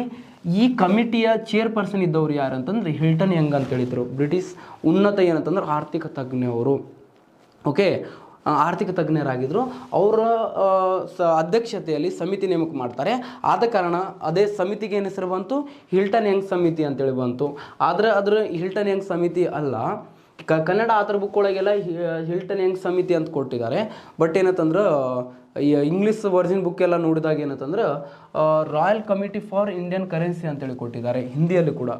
Okay right. ಹಾಗಾದರೆ ನೇಮಕ ಆಗಿದ್ದು 1920 ಏನಂತಂದ್ರೆ ಈ ಕಮಿಟಿಯನ್ನು ನೇಮಕ ಮಾಡ್ತಾರೆ, royal committee for Indian currency ಏನಂತಂದ್ರೆ ನಿಮಗೆ ಗೊತ್ತಿರಬೇಕು. ನೆಕ್ಸ್ಟ್ ನೇಮಕ ಆಗಿದ್ದು royal committee for Indian currency ಆಗಬೇಕು. Royal committee Indian currency for ಆಗ್ಯದ, royal committee for Indian currency ಆಗಬೇಕು. ಇದು Indian currency, royal committee for Indian currency ಅಂತ ಕರಿತೀವಿ. ಓಕೆ, ಹಾಗಾದರೆ ಇದು ನೇಮಕ ಆಗಿದ್ದು 1920 ಒಳಗೆ ನೇಮಕ ಆಗ್ತದ. ಇದು ವರದಿ ನೀಡಿದ್ದು ಯಾವಾಗ ಅಂದ್ರೆ 1926 ವರದಿ ನೀಡುತ್ತೆ. ಇದು ಈ ಸಮಿತಿಯ ವರದಿ ಅಂತೆ ನೋಡ್ರಿ 1926 ವರದಿ ನೀಡುತ್ತಲ್ಲ. ಈ ಸಮಿತಿಯ ವರದಿಯಂತೆ 1934 RBI ಕಾಯ್ದೆ ಜಾರಿಗೆ ಬಂತು. 1934 RBI ಕಾಯ್ದೆ ಜಾರಿ. ನಿಮ್ಮ ಕ್ವಶನ್ ಕೇಳ್ತಾರೆ, ಈ ಕೆಳಗಿನ ಯಾವ ಕಾಯ್ದೆ ಅನ್ವಯ RBI ಸ್ಥಾಪನೆ ಆಯಿತು? 1920 ಕಾಯ್ದೆ, 1934 ಕಾಯ್ದೆ, 1915 ಕಾಯ್ದೆ, 1934 RBI ಕಾಯ್ದೆ ಅಂತ ಕೊಡ್ತಾನೆ ನಿಮ್ಗೆ. ಅವಾಗ ನಿಮ್ಗೆ ಸರಿಯಾದ ಉತ್ತರ ಏನಾಗಬೇಕು, 1934 RBI ಕಾಯ್ದೆ ಅನ್ವಯ RBI ಸ್ಥಾಪನೆ ಆಗುತ್ತೆ. ನೋಡ್ರಿ, ಈ ಕಾಯ್ದೆ ಅನ್ವಯ ಭಾರತದಲ್ಲಿ RBI ಸ್ಥಾಪನೆ ಆಯಿತು. ಯಾವುದು? 1934 RBI ಆ್ಯಕ್ಟ್ ಅನ್ವಯ, RBI ಆ್ಯಕ್ಟ್ ಅಥವಾ RBI ಕಾಯ್ದೆ ಅನ್ವಯ ಭಾರತದಲ್ಲಿ ಏನು ಮಾಡ್ತಾರೆ, RBI ಸ್ಥಾಪನೆ ಆಗುತ್ತೆ. ಹಾಗಾದರೆ RBI ಯಾವಾಗ ಸ್ಥಾಪನೆ ಆಯಿತು ನೋಡ್ರಿ? RBI ಸ್ಥಾಪನೆ ಆಗಿದ್ದು ಯಾವಾಗ ಅಂತಂದ್ರೆ RBI ಸ್ಥಾಪನೆ 1935 ಏಪ್ರಿಲ್ 1ಕ್ಕೆ RBI ಸ್ಥಾಪನೆ ಆಗ್ತದ. ಇದು ಏನಂತಂದ್ರೆ ಗೌರ್ಮೆಂಟ್ ಬ್ಯಾಂಕಲ್ಲ, ಇದು 5 ಕೋಟಿ ಮೂಲ ಬಂಡವಾಳದೊಂದಿಗೆ ಖಾಸಗಿ ಷೇರುದಾರರ ಬ್ಯಾಂಕ್ ಆಗಿ ಸ್ಥಾಪನೆ ಆಗಿತ್ತು. ನೋಡ್ರಿ, ಇಲ್ಲಿ 5 ಕೋಟಿ ಮೂಲ ಬಂಡವಾಳದೊಂದಿಗೆ ಸ್ಥಾಪನೆ ಆಗಿತ್ತು. ಈ 5 ಕೋಟಿ ಬಂಡವಾಳ ಒಬ್ಬರದೇ ಇರಲಿಲ್ಲ. ಇದರೊಳಗೇನಂತಂದ್ರೆ 5 ಲಕ್ಷ ಷೇರುಗಳು ಇದ್ದುವಂತೆ. ಖಾಸಗಿ ಷೇರುದಾರರ ಬ್ಯಾಂಕ್ ಆಗಿ ಸ್ಥಾಪನೆ ಆಯಿತು. 1 ಶೇರು = 100 ರೂಪೀಸ್ ಇತ್ತು ಅಂತೆ. 1 ಶೇರ್ ವ್ಯಾಲ್ಯೂಸ್ ಎಷ್ಟಾಗಿತ್ತು? 100 ರೂಪೀಸ್ ಇತ್ತು. ಎಲ್ಲರೂ ಏನಂತಂದ್ರೆ ಶೇರ್ ಅಂತಂದರೆ ಎಲ್ಲರೂ ಪಾಲ್ ಮಾಡೋದು, ಎಲ್ಲರೂ ಒಂದು ಕಡೆ ದುಡ್ಡನ್ನು ಸೇರಿಸೋದ್ರ ಮೂಲಕ ಏನು ಮಾಡಿದರು, ಈ ಬ್ಯಾಂಕನ್ನು ಖಾಸಗಿ ಷೇರುದಾರರ ಬ್ಯಾಂಕ್ ಆಗಿ ಸ್ಥಾಪನೆ ಮಾಡ್ತಾರೆ. ನೆಕ್ಸ್ಟ್ RBIನ ಮೊದಲ ಕೇಂದ್ರ ಕಚೇರಿ ಎಲ್ಲಿ ಇತ್ತಂದ್ರೆ ಕಲ್ಕತ್ತಾದಲ್ಲಿ ಇದರ ಕೇಂದ್ರ ಕಚೇರಿ ಇತ್ತು. ಕಲ್ಕತ್ತಾದಲ್ಲಿ RBIನ ಕೇಂದ್ರ ಕಚೇರಿ ನೋಡ್ತೀವಿ. ನೆಕ್ಸ್ಟ್ ಏನು ಮೊದಲ ಕೇಂದ್ರ ಕಚೇರಿ ಇತ್ತು ಅಲ್ಲಿತ್ತು. ನೆಕ್ಸ್ಟ್ ಈ ಆರ್ ಬಿ ಐನ ಕೇಂದ್ರ ಕಚೇರಿನ ಏನು ಮಾಡ್ತಾರೆ 1937ನಲ್ಲಿ ಕಲ್ಕತ್ತಾ ಟು ಏನು ಮಾಡಿದರು, ಮುಂಬೈಗೆ ಏನು ಮಾಡಿದರು, ಕಲ್ಕತ್ತಾದಿಂದ ಮುಂಬೈಗೆ ಏನು ಮಾಡಿದ್ರು, ವರ್ಗಾಯಿಸಲಾಯಿತು. 1937ನಲ್ಲಿ ವರ್ಗಾವಣೆ ಮಾಡ್ತಾರೆ. ನೆಕ್ಸ್ಟ್ ಬರೋದು ಆರ್ ಬಿ ಐನ ಕೆಲವೊಂದು ವಲಯಗಳು ಅಂತೇಳಿ ಬರ್ತಾವ್ರಿ, ಜೋನ್ಸ್. ಆರ್ ಬಿ ಐನ ವಲಯಗಳು ಅಂತ ಕರಿತೀವಿ ಅಥವಾ ಜೋನ್ಸ್ ಅಂತ ಕರಿತೀವಿ. ಆರ್ ಬಿ ಐನ ಜೋನ್ಸ್ ಎಷ್ಟಿದಾವ್ರಿ ಅಂತಂದ್ರೆ 4 ಮೂಲೆಗೆ 4 ಇದಾವ್ರಿ ಆರ್ ಬಿ ಐನ ವಲಯಗಳು. ಉತ್ತರದಲ್ಲಿ ದೆಹಲಿ, ನೆಕ್ಸ್ಟ್ ಏನಂತಂದ್ರೆ ಈ ಕಡೆ ಪೂರ್ವಕ್ಕೆ ಕಲ್ಕತ್ತಾ, ನೆಕ್ಸ್ಟ್ ಚೆನ್ನೈ, ಇಲ್ಲಿ ಬರಬೇಕು ಚೆನ್ನೈ ಆ್ಯಕ್ಚುಲಿ. ನೆಕ್ಸ್ಟ್ ಏನಂತಂದ್ರೆ ಈ ಕಡೆ ಯಾವುದು, ಮುಂಬೈ. 4 ದಿಕ್ಕಿನಲ್ಲಿ ಏನಂದ್ರೆ 4 ಏನಂತಂದ್ರೆ ಕೇಂದ್ರ ಜೋನ್ಗಳು ಅಥವಾ ವಲಯಗಳು ಕಂಡುಬರುತ್ತೆ. ಆರ್ ಬಿ ಐನ ವಲಯಗಳು ಎಷ್ಟಿದಾವ್ರಿ ಅಂತ ಕೇಳಿದ್ರೆ 4 ವಲಯಗಳು ಕಂಡುಬರುತ್ತವೆ ಆರ್ ಬಿ ಐನ. ಇದಾದ ನಂತರ ನೆಕ್ಸ್ಟ್ ಬರೋದು ಆರ್ ಬಿ ಐ ಏನಂತಂದ್ರೆ ಸುಮಾರು 19 ಏನಂತಂದ್ರೆ ಪ್ರಾದೇಶಿಕ ಕಚೇರಿಗಳನ್ನು ಒಳಗೊಂಡಿದೆ. ಎಷ್ಟು ಪ್ರಸ್ತುತ ಆರ್ ಬಿ ಐ ಏನಂದ್ರೆ 19 ಪ್ರಾದೇಶಿಕ ಕಚೇರಿಗಳನ್ನು ಹೊಂದಿದೆ. 19 ಏನಂತಂದ್ರೆ ಪ್ರಾದೇಶಿಕ ಕಚೇರಿಗಳನ್ನು ಆರ್ ಬಿ ಐ ಹೊಂದಿದೆ. ನೆಕ್ಸ್ಟ್ ಏನಂತಂದ್ರೆ 19 ಪ್ರಾದೇಶಿಕ ಕಚೇರಿಗಳಿದ್ದಾವೆ. ಮತ್ತೇನಂತಂದ್ರೆ ಇತರೆ ಏನಂತಂದ್ರೆ 8 ಕಚೇರಿಗಳನ್ನು ನೋಡ್ತೀವಿ ನಾವು. ಇತರೆ 8 ಏನು ಪ್ರಾದೇಶಿಕ ಕಚೇರಿಗಳು 19 ಅದಾವ, ಮತ್ತು ಇತರೆ 8 ಕಚೇರಿಗಳನ್ನು ನೋಡ್ತೀವಿ ನಾವು. ಇತರೆ 8 ಕಚೇರಿಗಳನ್ನು ನೋಡ್ತೀವಿ. ನಮ್ಮ ಬೆಂಗಳೂರಿನಲ್ಲಿ ಕೂಡ, ಕರ್ನಾಟಕದ ಬೆಂಗಳೂರಿನಲ್ಲಿ ಸಹ ಆರ್ ಬಿ ಐನ ಪ್ರಾದೇಶಿಕ ಕಚೇರಿ ನಾವು ಏನಂತಂದ್ರೆ ಇರೋದನ್ನು ನಾವು ನೋಡ್ತೀವಿ ಇಲ್ಲಿ ಬೆಂಗಳೂರಿನಲ್ಲಿ. ನೆಕ್ಸ್ಟ್ ಆರ್ ಬಿ ಐ ಯಾವಾಗ ರಾಷ್ಟ್ರೀಕರಣ ಆಯ್ತಪ್ಪ? ಆರ್ ಬಿ ಐ ರಾಷ್ಟ್ರೀಕರಣ ನೋಡ್ರಿ ಇಲ್ಲಿ. ಆರ್ ಬಿ ಐನ ರಾಷ್ಟ್ರೀಕರಣ ಯಾವಾಗಾಯಿತು ಅಂತ ಕೇಳಿದ್ರೆ 1949. ಓಕೆ, ಜನವರಿ 1ಕ್ಕೆ ಏನಂದ್ರೆ ರಾಷ್ಟ್ರೀಕರಣ ಆಯಿತು. 1949 ಜನವರಿ 1ಕ್ಕೆ ಏನಾಗುತ್ತೆ, ರಾಷ್ಟ್ರೀಕರಣ ಆಗುತ್ತೆ. ಹಾಗಾದರೆ ರಾಷ್ಟ್ರೀಕರಣ ನೋಡ್ರಿ 1949 ಆರ್ ಬಿ ಐ ನಿಯಂತ್ರಣ ಕಾಯ್ದೆ ಅನ್ವಯ, ಆರ್ ಬಿ ಐ ನಿಯಂತ್ರಣ ಕಾಯ್ದೆ ಅನ್ವಯ ಆರ್ ಬಿ ಐನ ಏನು ಮಾಡ್ಲಾಗ್ತದ, ರಾಷ್ಟ್ರೀಕರಣ ಮಾಡ್ಲಾಗ್ತದ. ನೆಕ್ಸ್ಟ್ ಆಗಿದ್ದ ಆರ್ ಬಿ ಐ ರಾಷ್ಟ್ರೀಕರಣ ಆದಾಗ ಯಾರಿದ್ರಪ್ಪ, ಆರ್ ಬಿ ಐನ ಗವರ್ನರ್ಗಳು ಯಾರಿದ್ರಪ್ಪ ಅಂತ ಕೇಳಿದ್ರೆ ಸಿ ಡಿ ದೇಶ್ಮುಖ್ ಅಂತೇಳಿ ಇರ್ತಾರೆ. ಓಕೆ, ಆರ್ ಬಿ ಐನ ಗವರ್ನರ್ ಯಾರಿದ್ರು, ಸಿ ಡಿ ದೇಶ್ಮುಖ್ ಅನ್ನೋರು ಏನಂದ್ರೆ ಆರ್ ಬಿ ಐನ ಗವರ್ನರ್ ಇದ್ರು. ಈಗ ಏನಂತಂದ್ರೆ ಆರ್ ಬಿ ಐನ ಗವರ್ನರ್ಗಳ ಬಗ್ಗೆ ನೋಡಬೇಕು. ಇಂಪಾರ್ಟೆಂಟ್ ಆಗಿರುವಂಥ ಇಲ್ಲಿವರೆಗೆ ಎಷ್ಟು ಅಂತಂದ್ರೆ 25 ಜನ ಆರ್ ಬಿ ಐನ ಗವರ್ನರ್ಗಳಾಗಿದ್ದಾರೆ. ಅದ್ರ ಕುರಿತು ಏನಂತಂದ್ರೆ ಡೀಟೇಲ್ ಆಗಿ ನೋಡೋಣ. ಓಕೆ, ಹಾಗಾದ್ರೆ ಆರ್ ಬಿ ಐನ ಗವರ್ನರ್ಗಳನ್ನು ಯಾರು ನೇಮಕ ಮಾಡ್ತಾರೆ ರೀ ಅಂತೇಳಿ ಕೇಳ್ತಾರೆ ನಿಮಗೆ. ಗವರ್ನರ್ ಆಗಿರ್ಬೇಕಂದ್ರೆ ಏನೇನು ಆಗ್ಬೇಕು ರೀ ಸರ? ಏನಂತಂದ್ರೆ ಭಾರತದ ಪ್ರಜೆ ಆಗಿರಬೇಕು. ಅವ ಏನಂತಂದ್ರೆ ಪಾಗಲ್ ಆಗಿರಬಾರ್ದು. ಪಾಗಲ್ ಅಂದ್ರೆ ಗೊತ್ತಾಗೋದಲ್ಲ, ಹುಚ್ಚಾಗಿರಬಾರ್ದು, ಮಾನಸಿಕವಾಗಿ ಅಸ್ತವ್ಯಸ್ತನಾಗಿರಬಾರ್ದು, ಮತ್ತೇನಾಗಿರಬಾರ್ದು ಅವನು. ಮತ್ತೇನಂತಾರೆ ಉನ್ನತವಾಗಿರುವಂಥ ಆರ್ಥಿಕ ತಜ್ಞನಾಗಿರಬೇಕು. ಮತ್ತು ಪಿ ಎಮ್ ಆಫೀಸ್ ಕಣ್ಣಿಗೆ ಏನಂತಂದ್ರೆ ಅವನೇನಂತಂದ್ರೆ ಒಳ್ಳೆಯ ಆರ್ಥಿಕ ತಜ್ಞ ಅಂತೇಳಿ ಅನಿಸ್ಕೊಂಡಿರಬೇಕು. ಮತ್ತೇನಂದ್ರೆ ಏಜ್ ಏನಂತಂದ್ರೆ ಮೋರ್ ದೆನ್ ಏನಂತಂದ್ರೆ 60+ ಆಗಿರಬೇಕು. ನಮ್ಮಂಥ ಯಂಗ್ಗಳಿಗೆ ಏನಂತಂದ್ರೆ ಆರ್ ಬಿ ಐ ಗವರ್ನರ್ಗಳು ಕೊಟ್ಟರೆ ಬಿಟ್ಟಿವೆ, ನಾವು ಆರ್ ಬಿ ಐನ ಮಾರ್ಕೊಂಡು ತಿಂದುಬಿಡ್ತೀವಿ. ಸೊ ಅದಕ್ಕೆ ಏನಂದ್ರೆ ಕೊಡೋಂಗಿಲ್ಲ, ಬುಡ್ಡಗಳಿಗೆ ಕೊಡ್ತಾರೆ. ಬುಡ್ಡಗಳು ಅಂತಂದ್ರೆ ಏಜ್ ಇದ್ದವರಿಗೆ, ಹಿರಿಯ ನಾಗರಿಕರಿಗೆ ಏನಂತಂದ್ರೆ ಆರ್ ಬಿ ಐ ಗವರ್ನರನ್ನಾಗಿ ಮಾಡ್ತಾರೆ. ಓಕೆ, ಹಾಗಾದ್ರೆ ಯಾರು ನೇಮಕ ಮಾಡ್ತಾರೆ ರೀ ಆರ್ ಬಿ ಐ ಗವರ್ನರ್ಗಳನ್ನು ಯಾರು ನೇಮಕ ಮಾಡ್ತಾರೆ ಅಂತ ಕೇಳಿದ್ರೆ ಕೇಂದ್ರ ಹಣಕಾಸು ಸಚಿವಾಲಯದ ಶಿಫಾರಸಿನ ಮೇರೆಗೆ. ಓಕೆ, ಕೇಂದ್ರ ಹಣಕಾಸು ಸಚಿವಾಲಯದ ಶಿಫಾರಸಿನ ಮೇರೆಗೆ ಪಿ ಎಮ್ ಆಫೀಸ್ನವರು ಅಥವಾ ಪಿ ಎಮ್ ಪ್ರಧಾನಮಂತ್ರಿ ಕಚೇರಿಯವರು ಇವರನ್ನು ನೇಮಕ ಮಾಡ್ತಾರೆ. ಹಾಗಾದ್ರೆ ಇವರ ಅಧಿಕಾರ ಅವಧಿ ಎಷ್ಟು ರೀ ಅಂತ ಕೇಳಿದ್ರೆ ಇವ್ರ ಅಧಿಕಾರ ಅವಧಿ ಕನಿಷ್ಠ 3 ವರ್ಷ ಇರುತ್ತೆ. ಗರಿಷ್ಠ ಎಷ್ಟಪ್ಪ ಅಂತ ಕೇಳಿದ್ರೆ ಗರಿಷ್ಠ 5 ವರ್ಷ ಇರುತ್ತೆ. IS ಕ್ವಶನ್ ಕೇಳ್ಯಾರ ಸ್ನೇಹಿತರೆ. ಆರ್ ಬಿ ಐನ ಗವರ್ನರ್ಗಳ ಕನಿಷ್ಠ ಅಧಿಕಾರ ಅವಧಿ ಎಷ್ಟು ಅಂತ ಕೇಳಿದಲ್ಲಿ ಕನಿಷ್ಠ. ಅಲ್ಲಿ ಆಪ್ಷನ್ಸಲ್ಲಿ 3 ವರ್ಷ, 5 ವರ್ಷ, 6 ವರ್ಷ, 7 ವರ್ಷ ಕೊಟ್ಟಿದ್ದ. ಅವಾಗ ಇದು ಹೆಂಗೆ ಮಾಡೋದು ನೋಡಿದ್ರೆ ಮಾಸ್ತ್ರ ಕನಿಷ್ಠ 3 ಅಂತಾನೆ, ಗರಿಷ್ಠ 5. ಅಲ್ಲಿ ಕರೆಕ್ಟ್ ಕ್ವಶನ್ ಓದಬೇಕು. ಕನಿಷ್ಠ ಕೇಳಿದ್ದಾರೆ, ಕನಿಷ್ಠ ಅಂದ್ರೆ 3 ವರ್ಷ ಆಗಬೇಕು. ಆರ್ ಬಿ ಐ ಗವರ್ನರ್ ಗರಿಷ್ಠ ಅಧಿಕಾರ ಅವಧಿ ಎಷ್ಟು ಅಂತ ಕೇಳಿದ್ರೆ ಗರಿಷ್ಠ ಅಧಿಕಾರ ಅವಧಿ ಇರುತ್ತೆ ಅವ್ರದ್ದು. ಎಷ್ಟು ವರ್ಷ ಅಂತ ಕೇಳಿದ್ರೆ 5 ವರ್ಷ. ಈಗೇನಂತಂದ್ರೆ ಮುಂದಿನ ಕ್ಲಾಸ್ ನೆಕ್ಸ್ಟ್ ಕ್ಲಾಸ್ ಇರೋದರಿಂದ ಈಗ ನಾನು ಇಲ್ಲೇ ಕ್ಲಾಸ್ ಸ್ಟಾಪ್ ಮಾಡಬೇಕಾಗ್ತದೆ. ಇವತ್ತಿನ ಕ್ಲಾಸ್ ನೋಟ್ಸ್ ಏನಂತಂದ್ರೆ ನಿಮಗೇನಂತಂದ್ರೆ ಸುನಿಲ್ ಸರ್ ಎಕನಾಮಿಕ್ಸ್ ಟೆಲಿಗ್ರಾಮ್ ಚಾನಲಲ್ಲಿ ಸಿಗ್ತದೆ, ಅಲ್ಲಿ ತಗೊಳ್ಬೋದು. ನೆಕ್ಸ್ಟ್ ಏನಂತಂದ್ರೆ ಮುಂದಿನ ತರಗತಿಯಲ್ಲಿ ಕಂಟಿನ್ಯೂ ನಾಳೆ ಸೇಮ್ ಟೈಮಿಂಗ್. ಓಕೆ, ಧನ್ಯವಾದಗಳು.